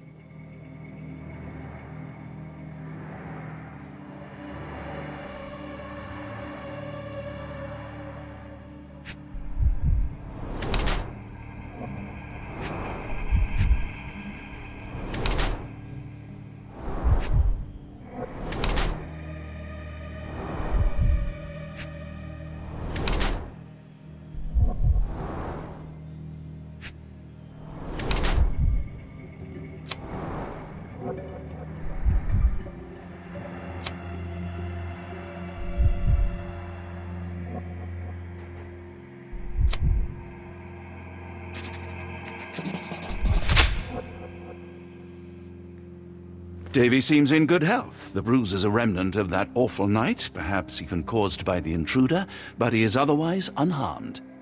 In fact, I believe life here was good for the boy. Arneson and the others cared for Davy. That may have allowed him to withstand such horrors. I need your help, Davy. We know that the man with the curved dagger is responsible for all this. You recognized the man, yes? The same one in the photograph in the office upstairs, standing with Arneson. Good. Please, write his name. And one last thing. The room with an image of a bell on its door may hold important answers. Do you know a way in?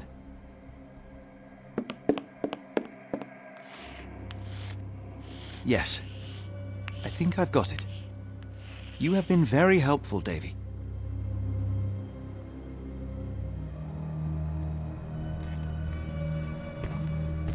Oh, Davy. Things you must have gone through.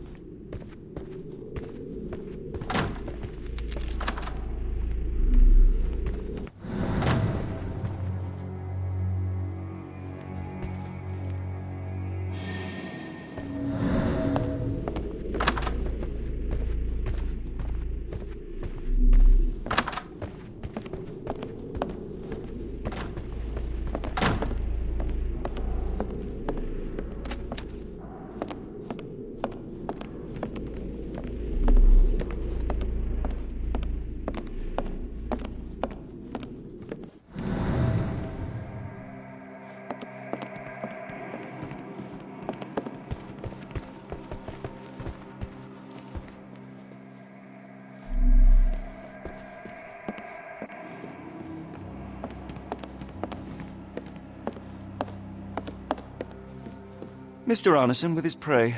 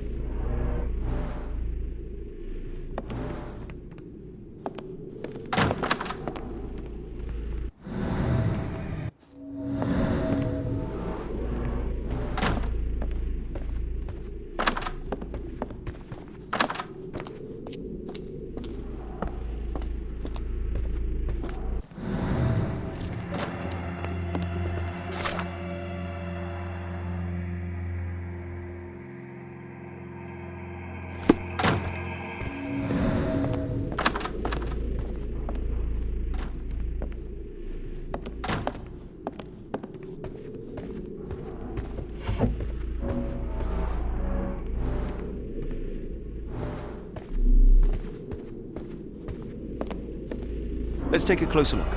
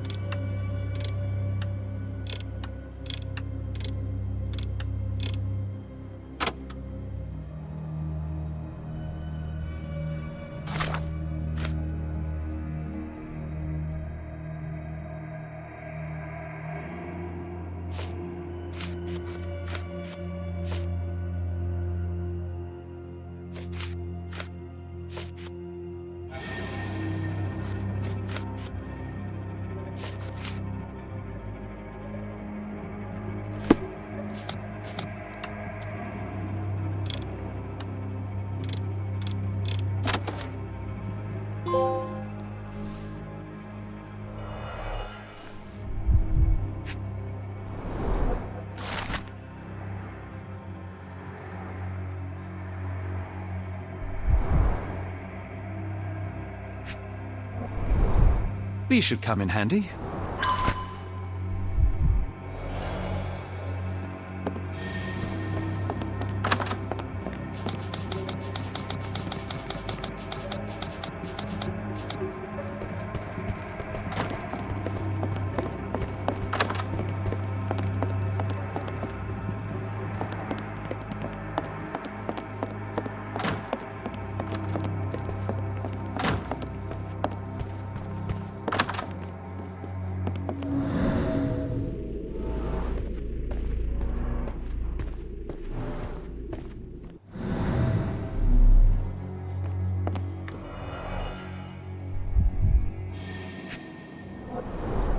Dense and disturbing notes.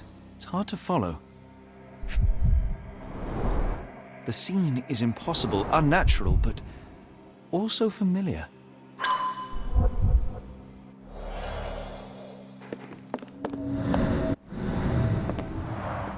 A foreigner's clothes, by the looks of things from the Near East.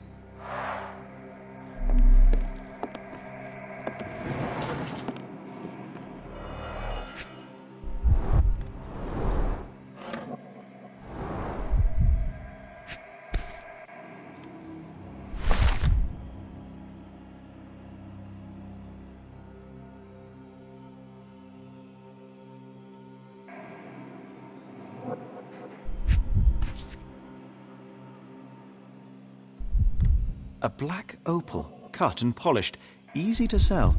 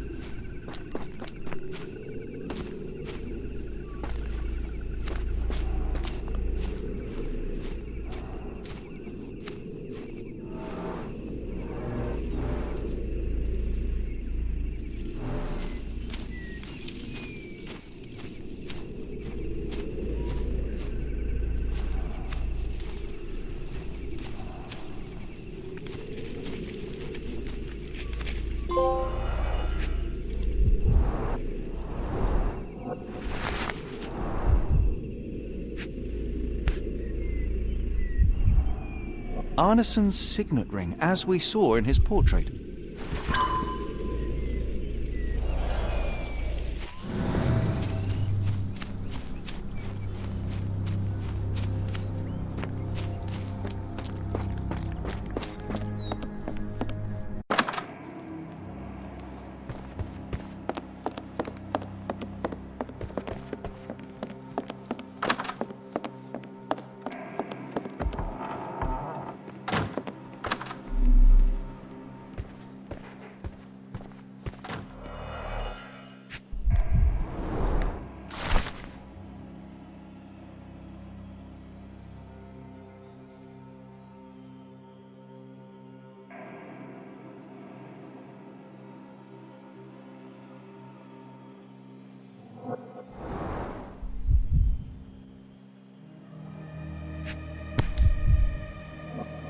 My princess, my love, my heart. Fitting words.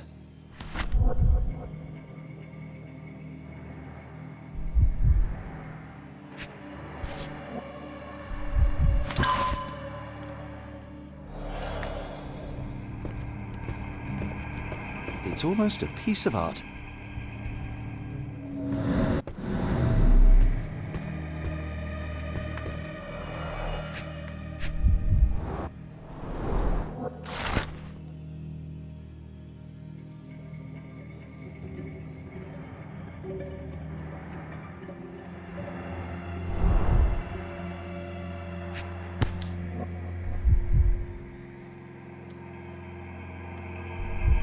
Well, isn't that interesting?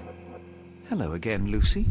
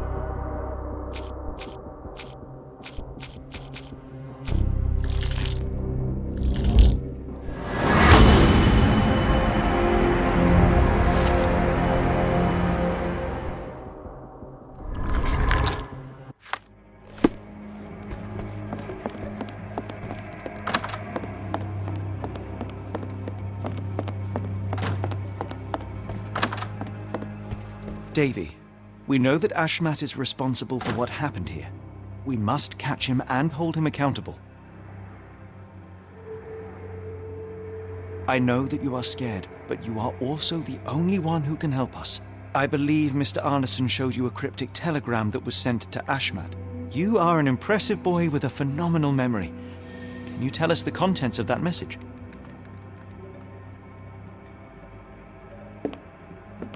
Thank you, Davy. Watson, please copy down everything he writes.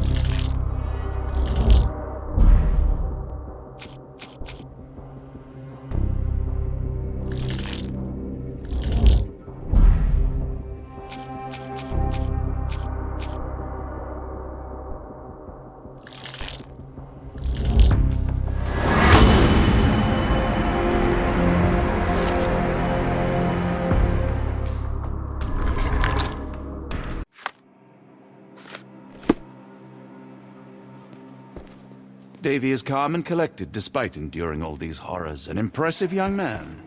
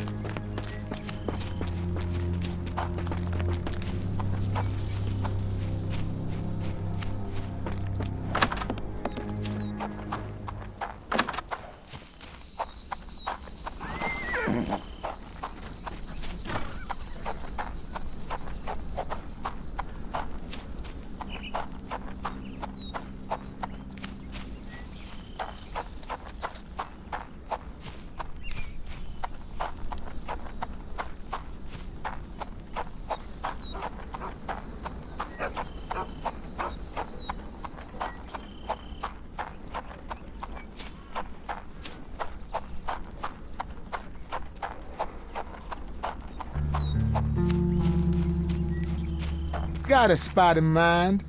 Actually, I'm not sure yet.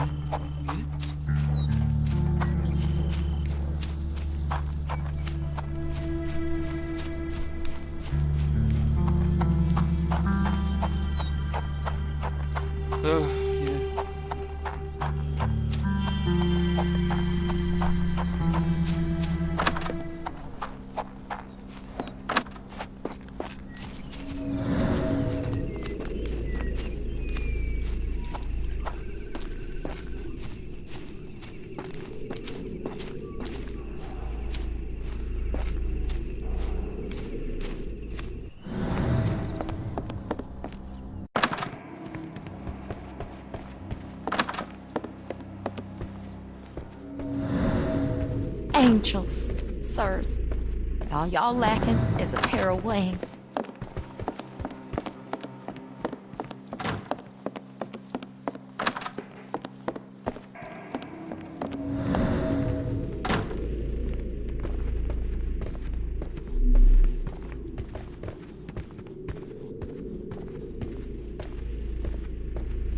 We must stop this.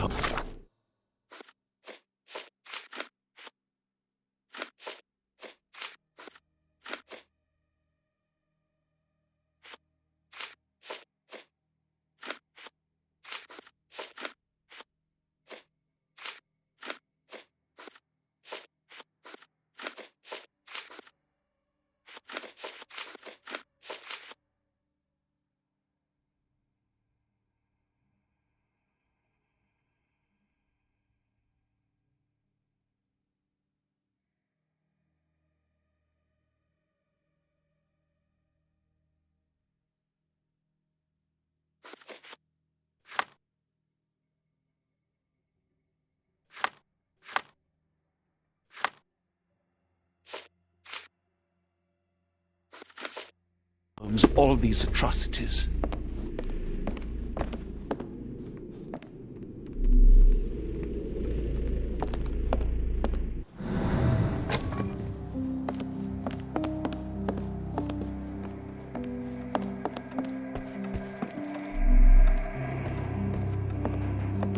We still have to find Arneson. After all we have learnt, I fear for his fate. We must put an end to all this evil, and I doubt we can count on the sheriff's help.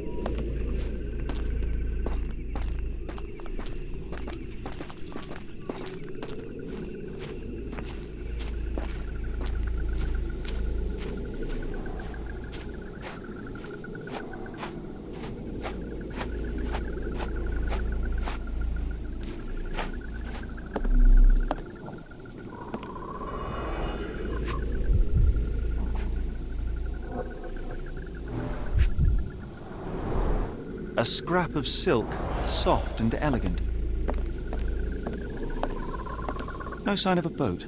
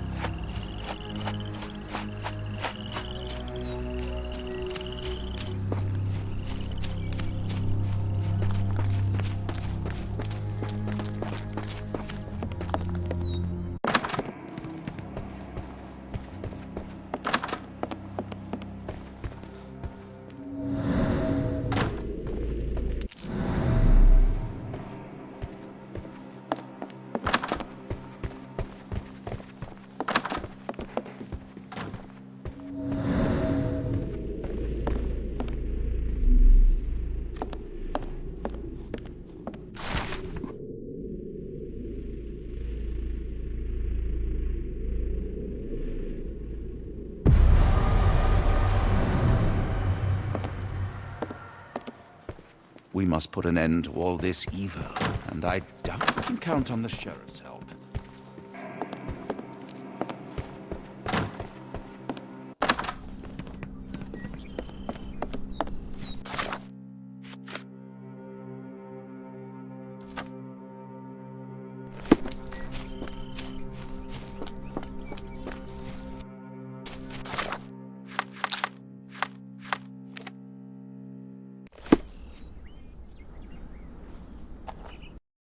Got a spot in mind? New Orleans port, and quickly. Innocents slaughtered, a woman lynched, a boy forever traumatized. I fear we've crossed the Rubicon, Holmes. Davy is resilient, much like Eula. They will overcome this. You're right, but I worry this portends far worse for us. What have we got ourselves into, Holmes?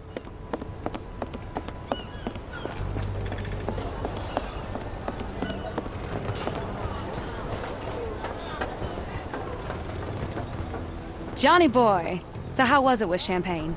Most enlightening, thank you. And now my friend Mr. Holmes would like to talk to you too. Well, ain't you something? What can I do for you? I'm afraid I bring bad tidings. How bad? It concerns your significant other, Arneson. Arneson?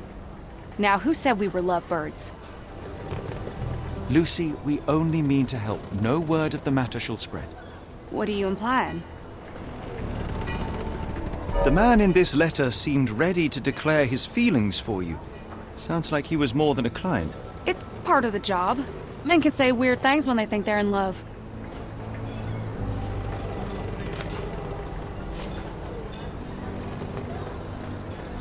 This photo of you and Mr. Arneson suggests the feelings were reciprocated. Looking interested when with the client is part of the job, Mr. Holmes.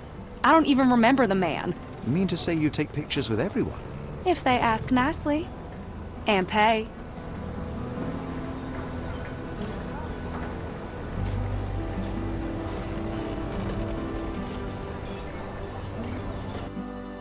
Arneson definitely paid for a ring in your size inscribed, "My princess, my love, my heart."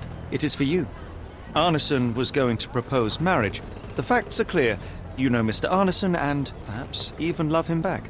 Regardless, he has been abducted. His life is hanging in the balance. Please, help me save him. Oh my Errol! What have you gotten yourself into? I didn't want to believe this could happen. Lucy, what do you know? Could it have been the sheriff? I don't know, John. This town has darkness in it. Errol and me, we had plans, dreams. We wanted to make this place better for all the folk who live here. Errol had grown suspicious of Ashmat, thought he was acting odd. He brought up the Bayou. I told him to leave it all alone. The water's there. They swallow everyone. You mean the alligators? No. It's local legend. The Bayou's dangerous. Any visitor that sees Death's messengers, they die. These messengers, are they abstract or a landmark? They're white lilies. You see a path with them flowers, you turn around. All right, Watson. We must find someone to take us to the Bayou. Lucy, you have our thanks. We will go and look for Arneson.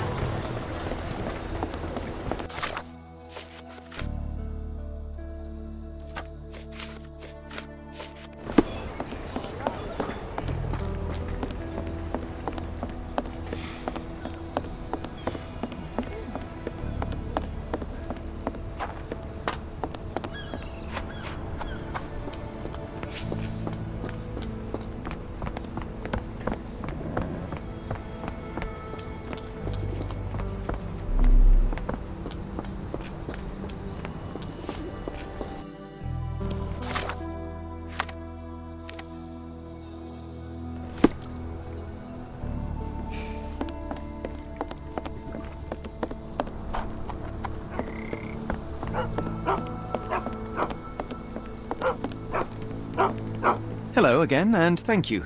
Your last tip proved extremely useful. Don't mention it, Cher. Champagne ain't one for trickery. Now, if you need more help... As it happens, we need to take a short trip through the bayou into the nearby swamp. Of course, you'd receive fair compensation. It's almost dusk, and only fools go into that swamp at night. Come back tomorrow. Champagne will take you down. That will not do.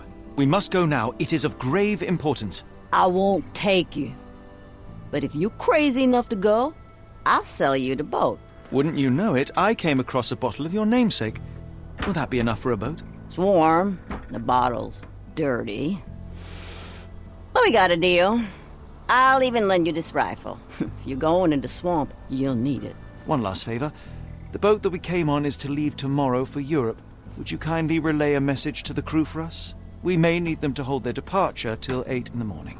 Of course.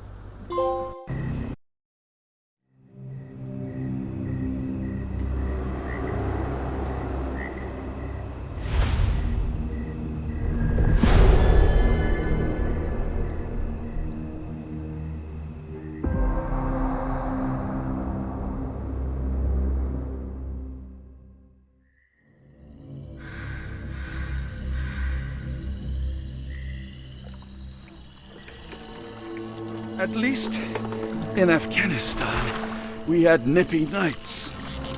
It makes one yearn for rainy London.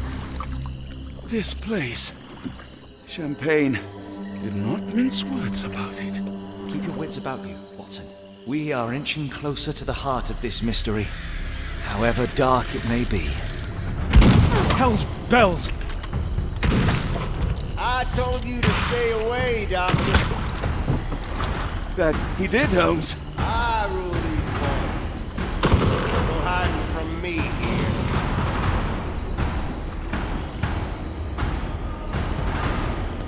No case goes cold on my watch! Settle down, boys. Our friends are as good as gone. This is it, Watson. Our moment of truth.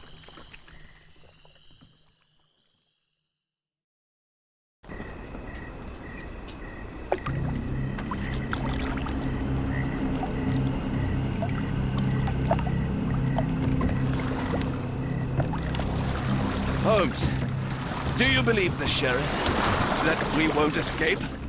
One cannot be hurt by superstition, Watson. This hut has been abandoned for a long time. It reeks of damp. We're more likely to sink in there than on our boat. Let's go.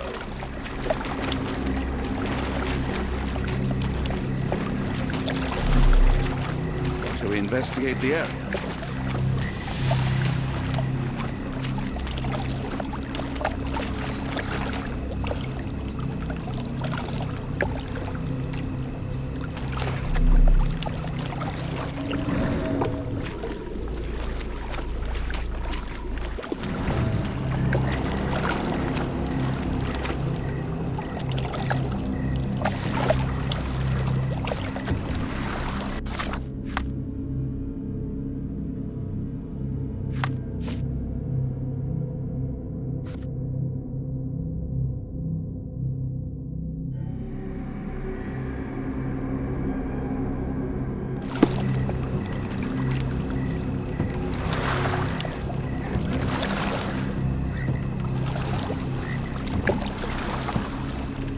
Look, Holmes.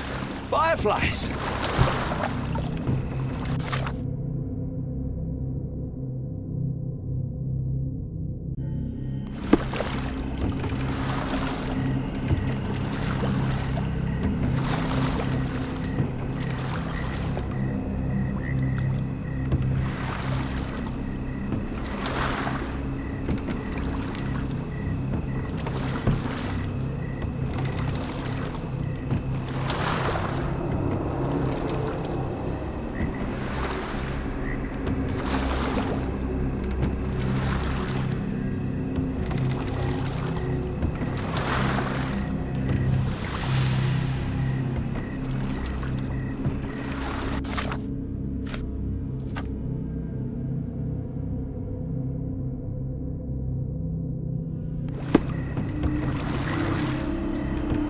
Rowing like a professional, Watson. University of London Boat Club. Silver medalist, 1874.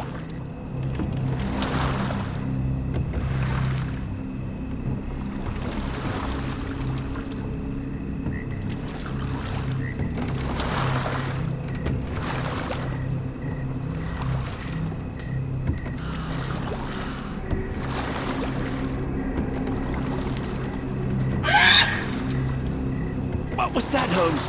Whatever, or whoever it was, we should ready ourselves.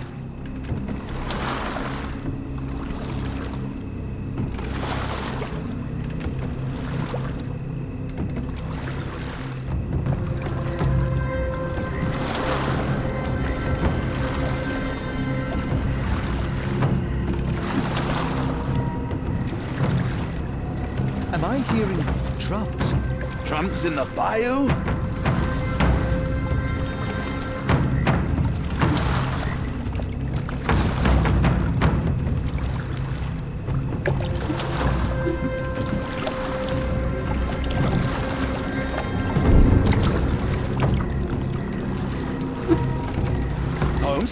I think I heard something swim underneath our boat. Probably just a rotten log. Did you hear that, Holmes? What do you see? A shadow. Nothing more.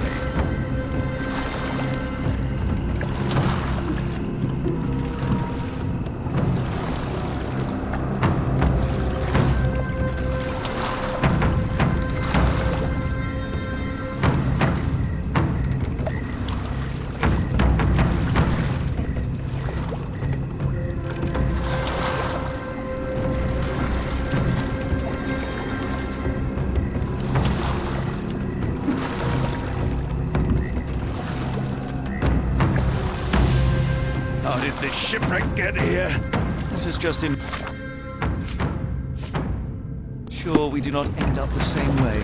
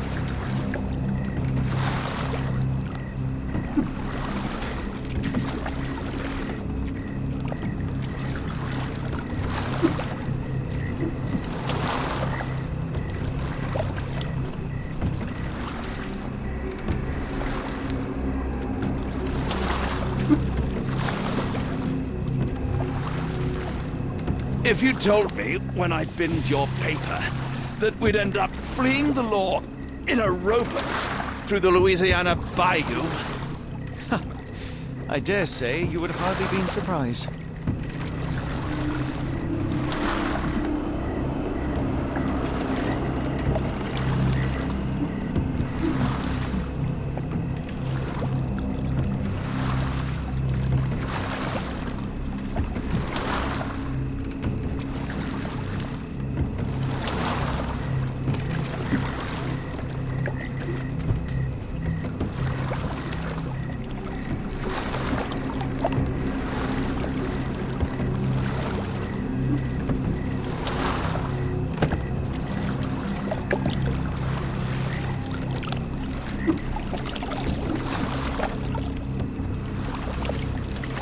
air is getting thicker, almost suffocating.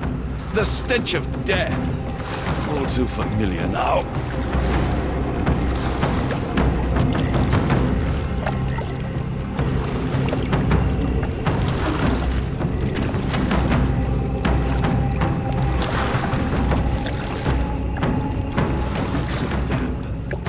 Likely to sink in there than on our boat. Let's go.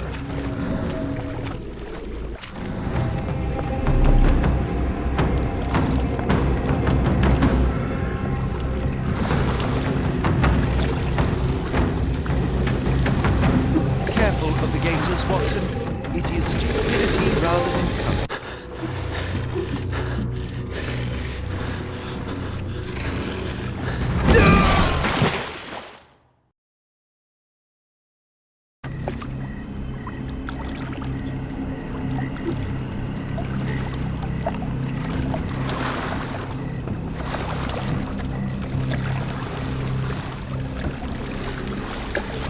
Careful of the gators, Watson. It is stupidity rather than courage to refuse to recognize danger when it is close upon you.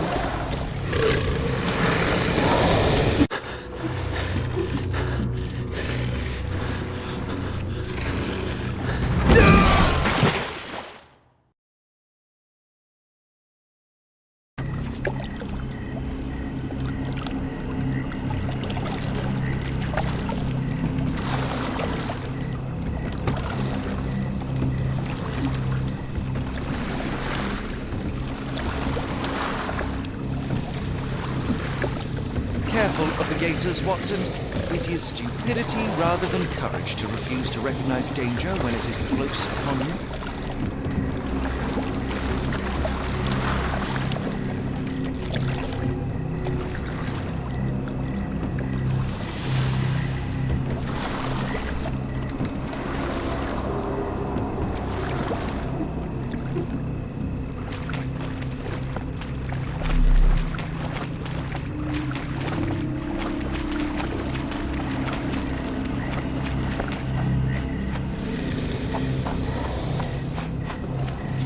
Holmes, hand me the rifle. I can shoot the ropes holding a few of those poor souls. Come on, Holmes. Watson, stay calm but be quick. An alligator has noticed us.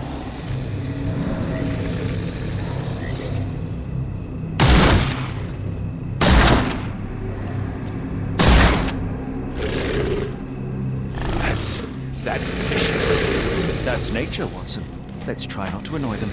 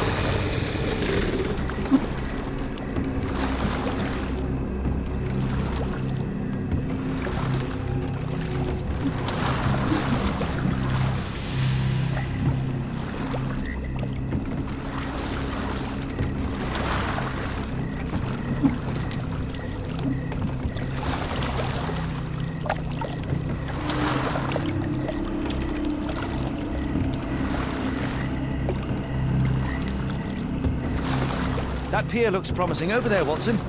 We're approaching the heart of darkness.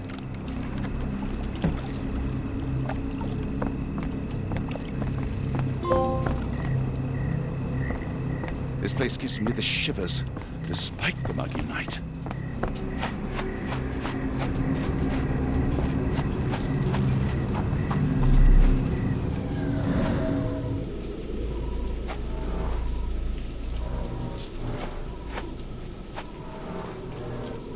Ashmat dragged Arneson here.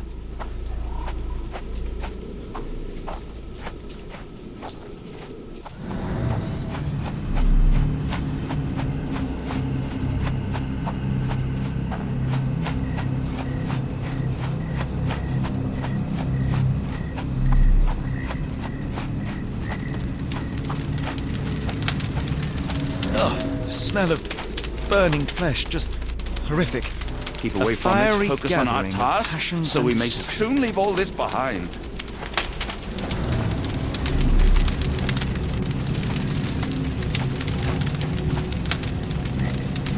Thankfully, it's not Arneson.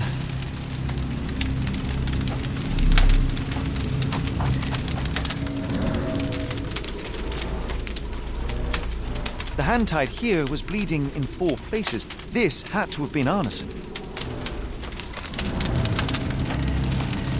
This is not Arneson, just another unfortunate soul. Thankfully, Arneson isn't among the dead. The victim's left hand clawed at the soil.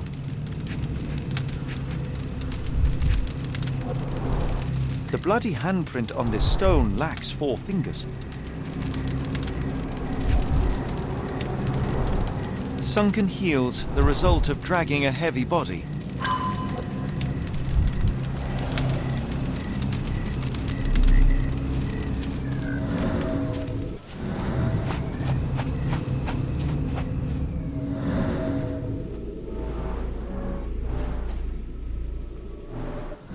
Blood was poured over someone, leaving a gruesome silhouette.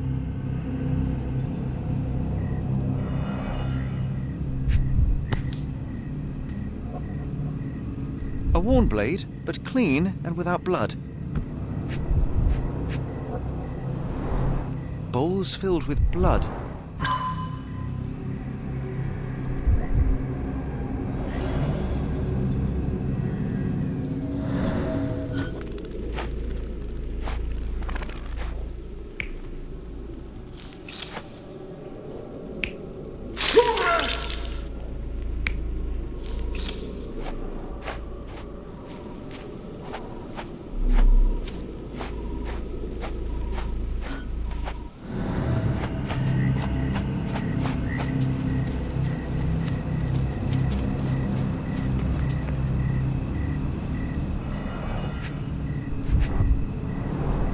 The initials EA are embroidered with silk thread. The prisoner's clothes tossed aside.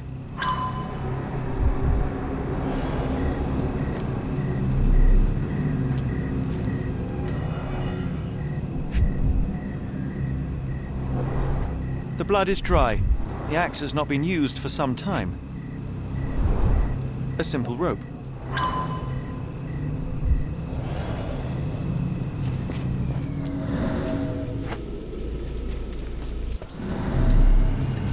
The wood is swamp cypress, endemic to the area. This is how those poor people were crucified. A heavy weight scored impressions in the ground 1 inch deep.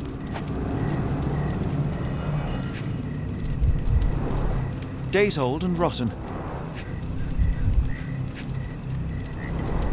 Damp and mouldy hay. The prisoners were kept like animals, slowly deteriorating under the gruesome treatment.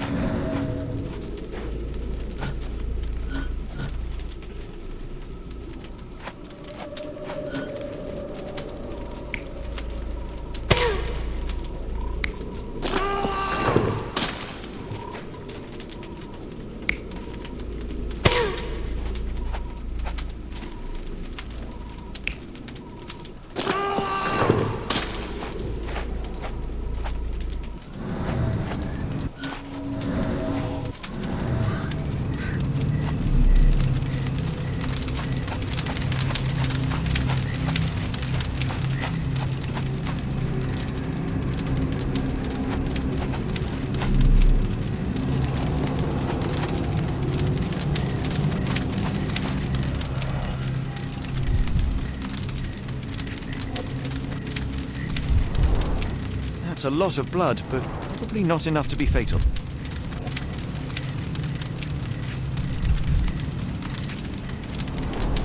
Both ends of the rope were cut cleanly. The captive was dragged through hell.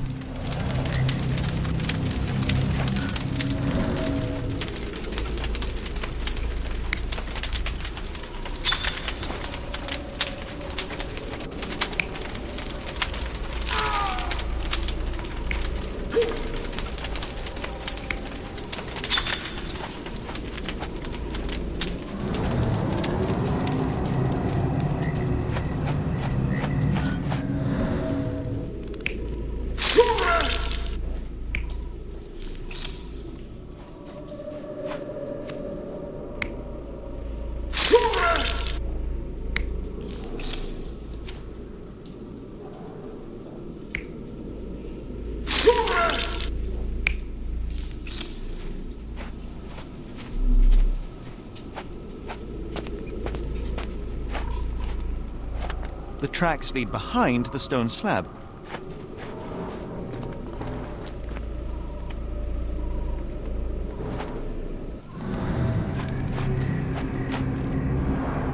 Only this indentation was spared from blood.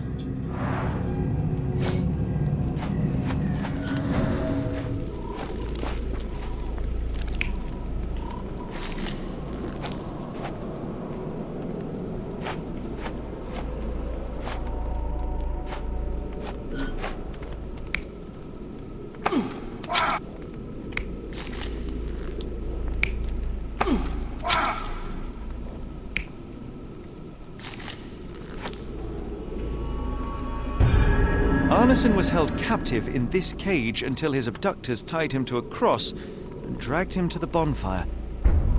Arneson was left hanging here for a while before being freed and led to the altar. At the altar, Arneson's captors performed a ritual on him and poured blood over his head. With Arneson now prepared, he was escorted to the sealed entrance.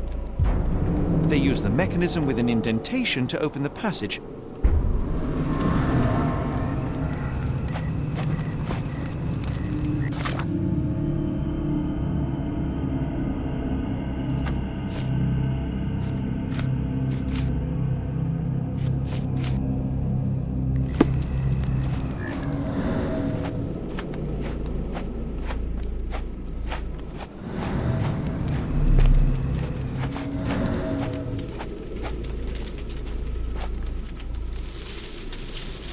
Heavy and covered in blood.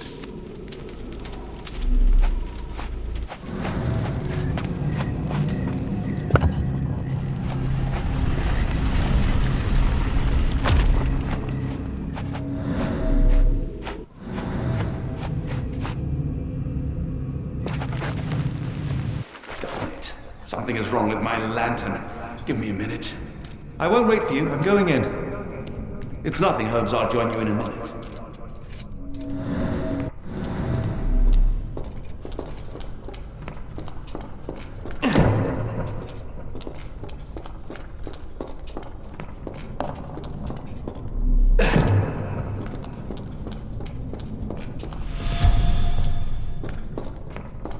What? Not again.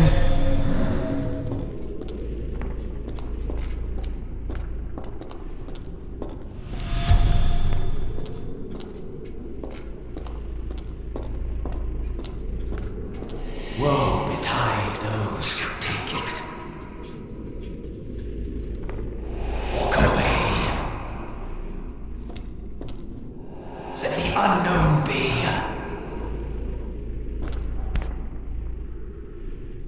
That's human skin and still warm. What's happening?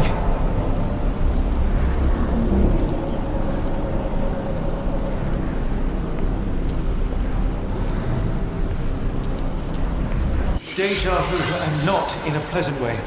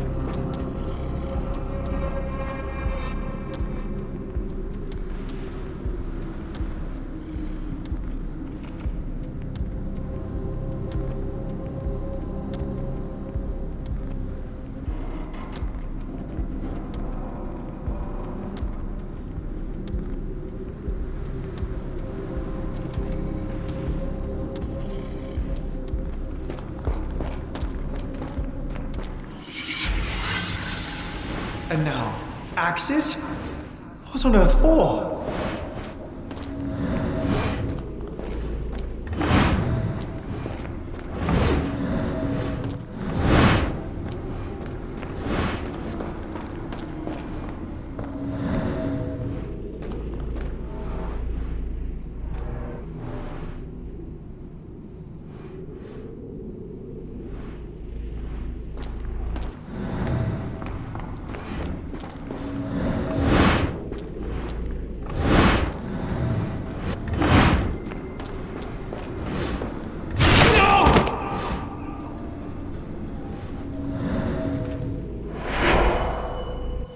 It is glowing, but why?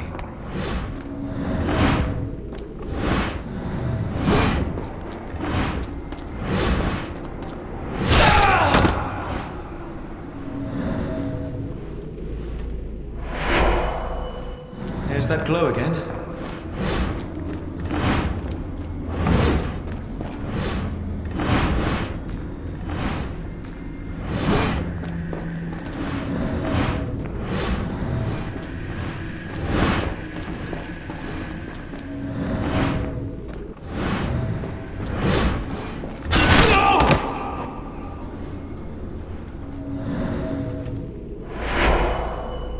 I hope that was all.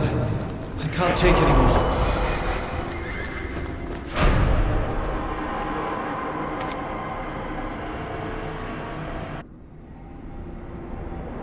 At last, the lantern's working again. Holmes, I'm coming.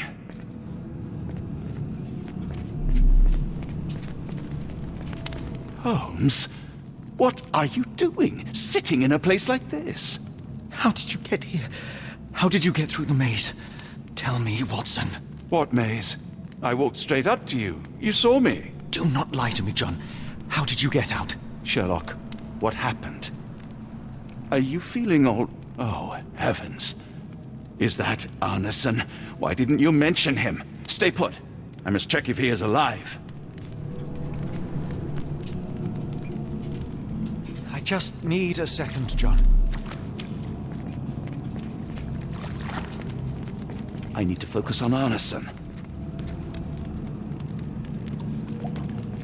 The unknown, beckoning, great one, lightning!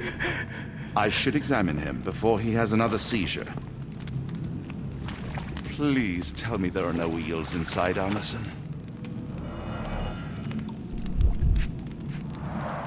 Blunt trauma to the cranium, dilated pupils, lips moving without a sound.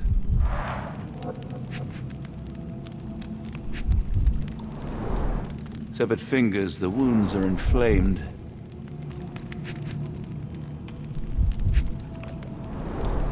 Pulse is racing, 110 beats a minute.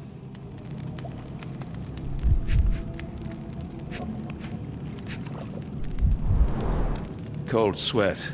2, no, 3 ribs fractured.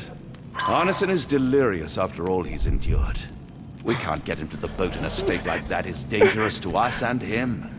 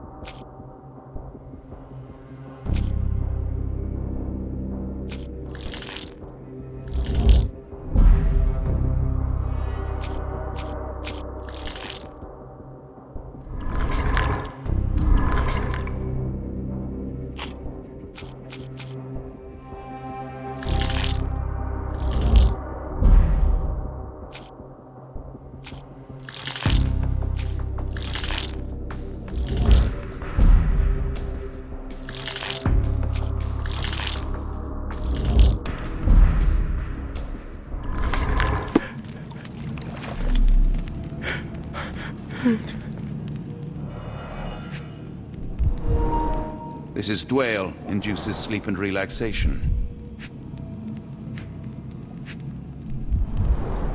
A gluey decoction. The smell is herby but sharp. It appears burnt, judging by the color. Salvia divinorum provokes visual hallucinations.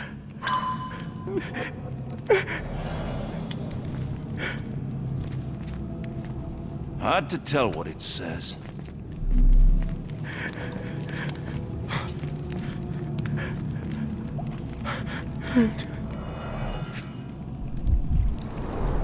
Pokeweed berries, though they appear harmless, the whole plant is lethal. Odorless, watery, and hard to identify. Pharmacopoeia, listing drugs, effects, and directions for use.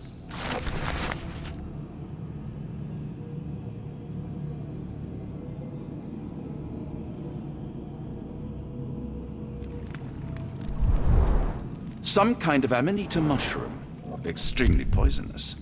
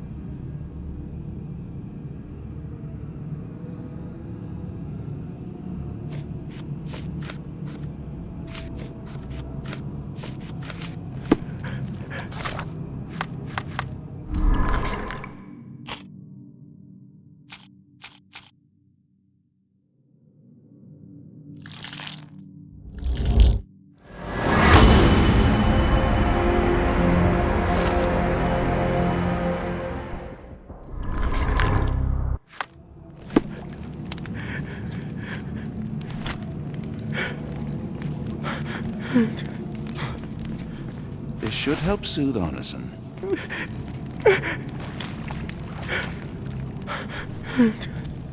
I see.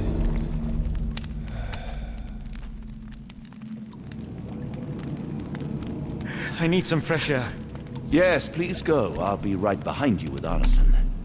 Perhaps you can prepare the boat.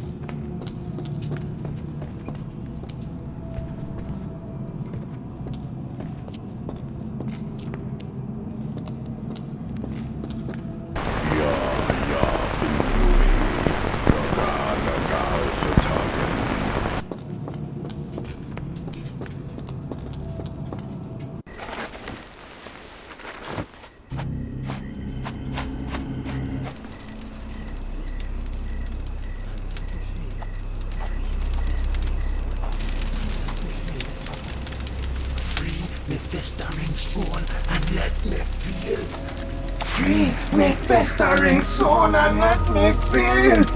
Eyes without purpose, I now see the truth. Tear me mind from me flesh, score me festering soul. Phantoms of nothing, we are born to die, filth in the eyes of our eldritch lord. Free my festering soul and let me feel. Oh, please, I wish to return. Free me, let me return. Free me and rejoice. Eyes without purpose, I now see the truth. Tear my mind from my flesh. Holmes, are you all right? Here, let me help. I'm fine. Holmes? Sherlock! What the hell were you doing? He almost killed you. I don't... You're right. Let's go, Watson.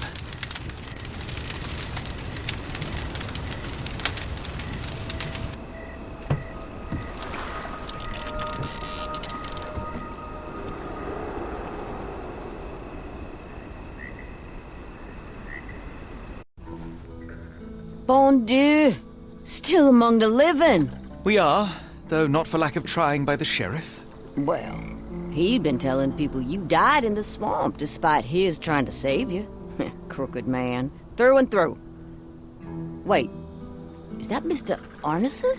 Yes, but he's not well. Do you know Lucy? Belle from the Nymph? That I do. Please bring her here. Mr. Arneson needs to see a familiar face if he's to have any chance of surviving. Power of the heart.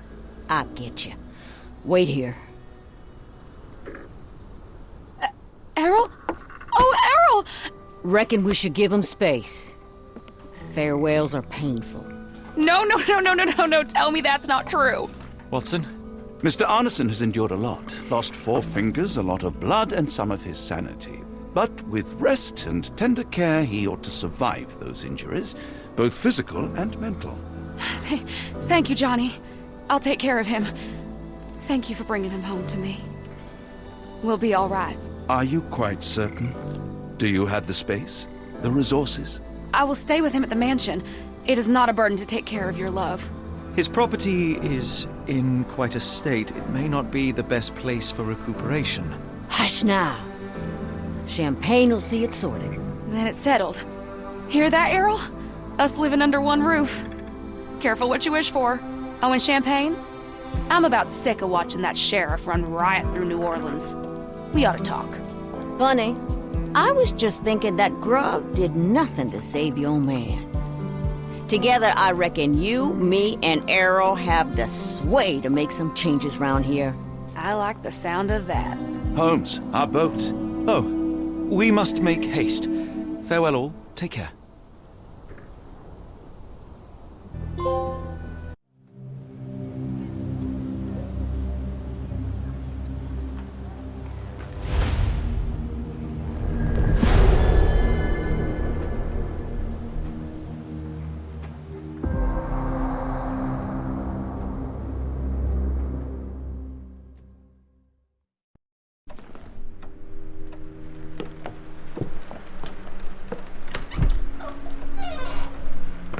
Who's there?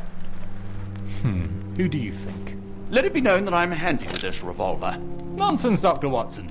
As I understand it, when faced with the imperative to defend oneself, one's comrades, and one's nation, you fled. Aren't you going to introduce us, Sherlock? Watson, meet my brother Mycroft, the Queen's best boy. This is a grim augury indeed, for wherever Mycroft travels, tedium surely follows. In contrast, of course, to Sherlock, a man whose obsessive pursuit of the trivial tears through the most carefully laid plans like a hurricane. Do you have any idea what you have disrupted? Your ego is inflated as much as your waistband.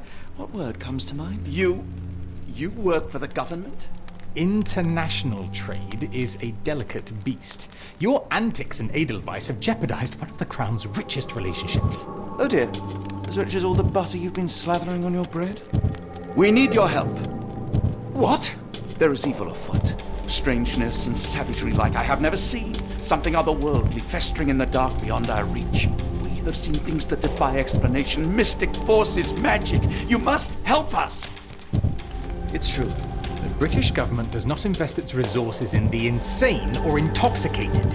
Pull yourself together. I know men like you. Men like you grease palms, whisper in ears, start wars, and you send men like me to die in them. You and the rest of your corpulent cronies. Ha! Corpulent! That was it. Interesting, Sherlock. But as you again drift away from sanity, you find yourself another John. All right, so the choice is made. I beg your pardon? There is only us. We cannot run from this problem. I shall take the book and Davy's cryptic message to Barnes. See what he makes of it. Hmm?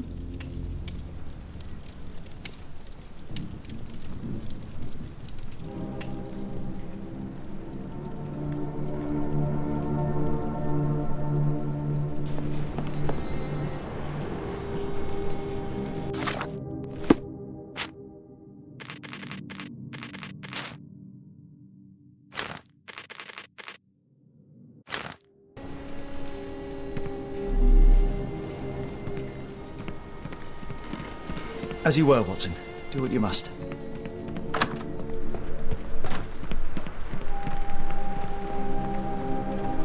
Another sinking near Scotland. By the Strand for all the details.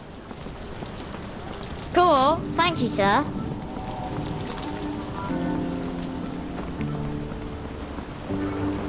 Get the Strand. Get the true facts.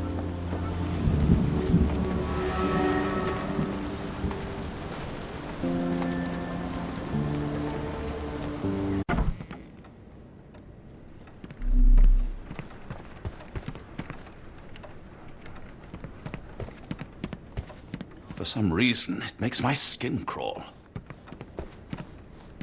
It has been a while, Barnes. Dr. Watson, indeed it has, and good to see you as always. How can I help? Someone is full of pep. Oh, yes. Mr. Holmes, he was quite the inspiration. Last time you were in town, he offered me some stirring advice, which I have since acted upon. Holmes is nothing if not provocative. Indeed, the thorny truth is often hard to hear, but it did the job, and now my heart is full. I'm glad to hear it. Much obliged, Doctor. Barnes, does Stevenson's guiding light mean anything to you? Well, my mind first goes to Robert Louis Stevenson, an up-and-coming author. I've been following his work in the periodicals. Interesting man. I take it his literary pursuits are somewhat of a deviation from the family business. What makes you say that? He wrote a poem. Let me see if I have it still. Yes. Say not of me that weakly I declined the labours of my sires, and fled the sea, the towers we founded, and the lamps we lit. The labours of his sires. I wonder what they do. I have a book on great British families. If the Stevensons have achieved anything of note, they will be in there. Please, feel free to take a look. It should be on the shelves to the right. Much obliged. Last time we met, you mentioned your knack for translating occult texts. I was wondering if you could help me with this book. Certainly, Goodness. Where on earth did you procure this grimoire?